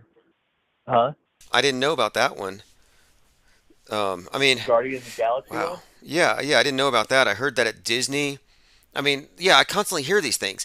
And in fact, earlier we were talking about Anton LaVey and the Temple of Set. Well, there's another character in the mix there, Kenneth Anger. Kenneth Anger was like a co-founder in the Church of Satan and a filmmaker. Anyway, Kenneth Anger was a Mickey Mouseketeer when he was a kid, and he claims because it starts with the founder, the founder. Yeah, exactly. He said that if you look at these old Disney cartoons, you have little cartoon kids with pajamas where the bottoms open up, a lot of spankings, and a lot of stuff like that apparently he was obsessed with. And Kenneth Anger actually claimed, and he wrote Hollywood Babylon, where he was exposing the seedy underbelly of Hollywood way back then. But he said that Walt Disney was a full-on abuser, predator, all that stuff, sicko. Doesn't surprise me. He was the known feeder group of the Freemasons. That's on record. He was obviously a Freemason. Club 33 at Disneyland. That James Gunn for Guardians of the Galaxy was briefly fired because on his Twitter account he had overt pedophile imagery and like, oh, this kid's ass looks good. I want to do stuff, things like that. Just crazy shit. And people are like, okay, that's not funny. That's not funny. See, they had to get rid of him for like 6 to 8 months, maybe a year, and they brought him back. Wow, So, like the priests do. They just move them around. That's insane. And you know what? It shouldn't surprise us. Everything that you hear about the churches, the religions. Yeah, the fact that they use them to bring them back and shows you it's a controlled situation, right? Exactly. That's what I mean. And I think it's a parallel system. When I say the media is the replacement religion, and it brings all that with it too. Look at all the sickos at CNN. I used to joke that CNN probably has a ping pong pizza dungeon in the basement. And sure enough, you find out, it's just a bunch of sickos, and they all watch out for each other. And Don Lemon scares me. I would never want to be trapped in an elevator with that guy. Well, look at the original programming from the 70s. I don't know if you've looked into this or you remember it, but I don't know your age, but they had the Satanic Panic, right? and the whole school in Los Angeles that later the mom and son were found guilty, at least in civil trials of abuse. But this was years later after the incident. But now, after a Freedom of Information Act release, it shows that the incident actually happened. And there's basically 3 layers of cover up, or 3 layers of the filter that they threw on top of it. So they have the quote overt Satanists playing their gig. Then they have the actual perps that are either FBI / whatever. And then another level of people that are the, occultists or what have you. So they frame the Satanists, make it look super, like, no way, there's no such thing. There's not a satanic cult. And that's what was on Phil Donahue at the time, the Oprah Winfrey of the time. So that was Celestial. That was like 2 years of that. It went away. Everyone said, oh, that was just, kids making up stories. Well, as it turns out, not making up stories, and there's physical evidence. Fascinating. I remember reading about the McMartin daycare centers, about tunnels, and then they say the kids were being, faulty eyewitness testimony, false memories. But yeah, it's all very, very interesting. I think it's true though. I read about the Satanic Panic, and I think it's true though that they create this fictional version of what the bad guys look like. So people think of Satanists as horns and sacrificing goats and Marilyn Manson and pentagrams, but the types of people that we're actually looking at here at Bohemian Grove, they all wear sheepskins around you. They don't show it. Devil's Advocate is a pretty good idea of how this thing might even work too. If you watch that movie, where it starts out where the lawyer has to compromise himself by defending a child abuser, and when he does, he gets all the perks, and he gets to go hang out with the devil and all that stuff. And the devil's office happens to be what, Trump's office, where Al Pacino's staying in that movie. Yeah, no coincidence there. Devil tied into Trump. Yeah, well, in fact, yeah. But anyway, Bohemian Grove. Go ahead. Yeah, good talking to you. Yeah, I was gonna say but yeah, call back anytime. You brought up some interesting points about Laurel Canyon, about Club 33. I guess the only thing we didn't touch on really quick here with Disney before we move on from that topic is the Nazi thing. Disney hanging out with Werner von Braun, who wrote a book about a guy named Elon, or a dictator on Mars called the Elon. And it's like Mars, A Technical Tale, a book about the first trip to Mars and the first colony. So you have a Nazi Disney connection to SpaceX. Well, and the name Elon's not exactly a normal name, so that less of a coincidence. How about William Barr's father, writing the book about capturing children and bringing them to Mars and making them slaves in your pedophile cult? Space Relations by Donald Barr, father of A.G. Barr. Yeah, and then Donald Barr hired Jeffrey Epstein. They're in the same camp, is what I'm trying to point out. Yep, exactly. There is no space. They're actually going down below in their little tunnels and raping kids. There's your truth. So there you go. Appreciate it, man. And you're right about that. They shoot rockets, though. They shoot rockets up, but I think they're programming us for Hyperloop, because the Hyperloop will simulate rocket travel in space when you'll just be going underground to some subterranean Epstein Island. I don't think we get to underground. Underground's just for their minion cult. So we'll be good not to make it to the underground. Yeah, exactly. I'll die with my boots on the terrain. Yeah, I think deep space. God, there's a really good movie, Orbiter 9. It's a good movie to fall asleep to. Orbiter 9. It's about this secret space program of space travels under Colorado beneath some military base, and all the people on these ships are actually just guinea pigs. But anyway, hey, it's been a great call.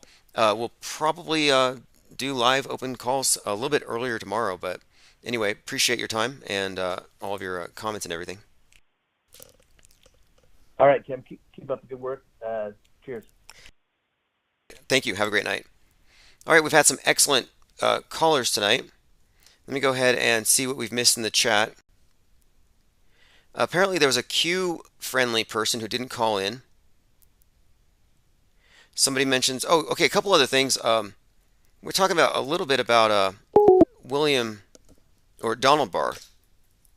Donald Barr and Epstein in the book Space Relations. Okay, here's the connection. Donald Barr writes a book called Space Relations, a gothic interplanetary tale about kidnapped teenage sex slaves on distant islands, basically in outer space, small island planets. He hires Jeffrey Epstein to work at a high school. So they're at a high school around teenagers, and this guy's writing this sick stuff. And he hires Epstein. So Epstein and Barr are BFFs. Well, there's actually an STD called the Epstein-Barr virus, a sexually transmitted disease called Epstein-Barr. And I'm like, well, that's really weird. Epstein-Barr virus, and apparently they found a way to cure it with the COVID vax. But a side note. So I'm thinking Epstein-Barr virus, what's the connection there? Well, the connection is sex trafficking, these two sickos, an STD named after him, and then finally, if you catch that virus, it will give you AIWS, the Alice in Wonderland syndrome. And what is that? Well, first of all, Alice in Wonderland is constantly used in all kinds of movies, all kinds of references made to Alice in Wonderland, specifically with regard to mind control. Mind-controlled victims in Wonderland. Very common theme. So, if you catch the Epstein-Barr virus, you would have this. The Alice in Wonderland syndrome, a neurological disorder characterized by distortions of visual perception and the experience of time. People may see things smaller than they are, feel their body alter in size, or experience basically a distortion of your space relations, your sense of time and space. So I thought that's very unusual. Not only do you have the Epstein-Barr sex trafficking connection there, one fantasy and speculative, the other actually doing it, but then you have a disease named after him, a sexually transmitted disease that gives a symptom that definitely relates to mind-controlled trafficked victims. And then when you get into Alice in Wonderland and Lewis Carroll, the writer, Alice in Wonderland and Through the Looking Glass, the whole thing is about what?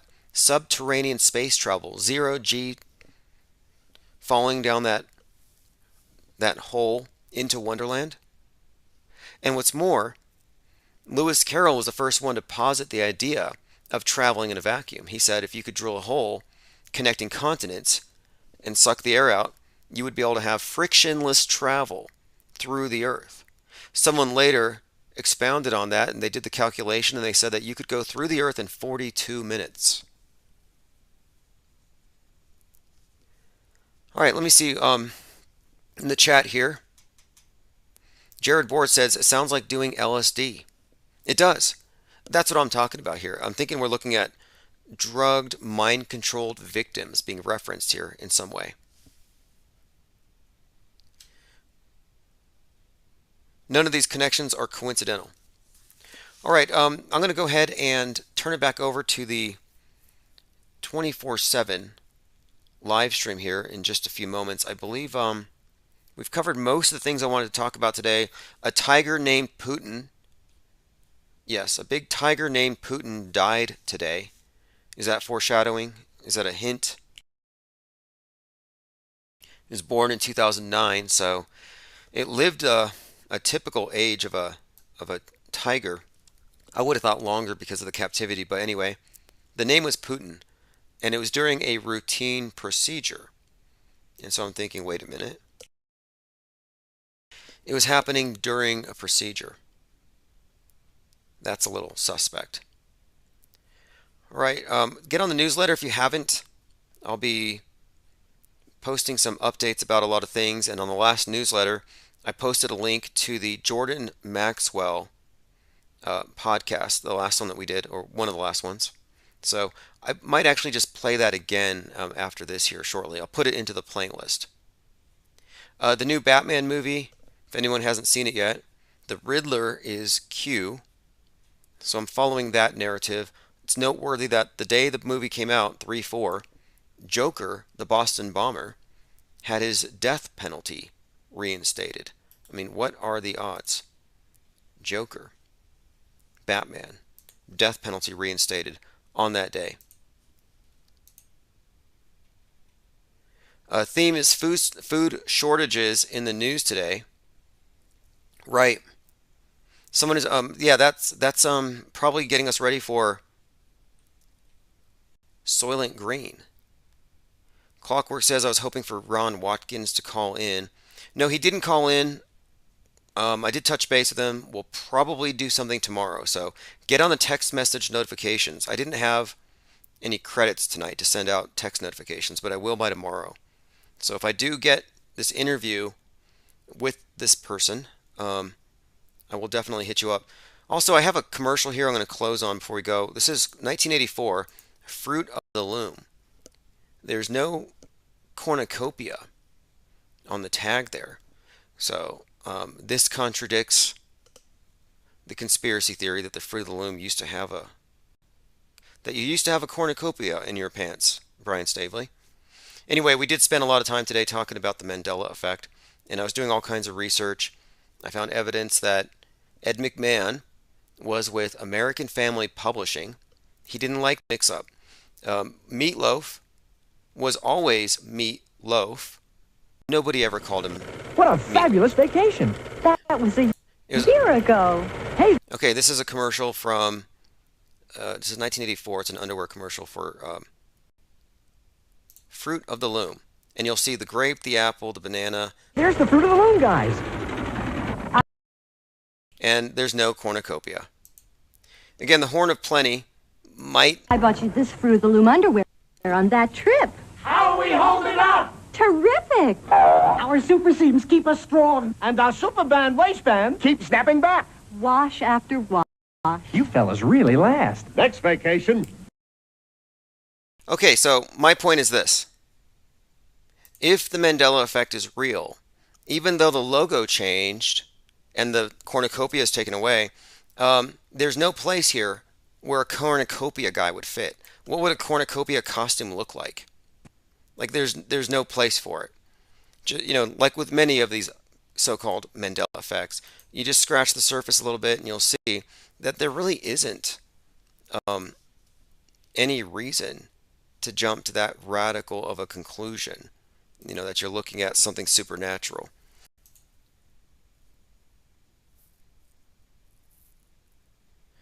Calamento says the cornucopia is the woman's basket. What? I'll take another look at that one another time. I have the link here if you want to take a look. Anything else here? Someone sent this to me. I didn't know what I was supposed to see, and then I just noticed it now. Sean Hannity's now openly wearing a CIA pin on his chest. Nothing to see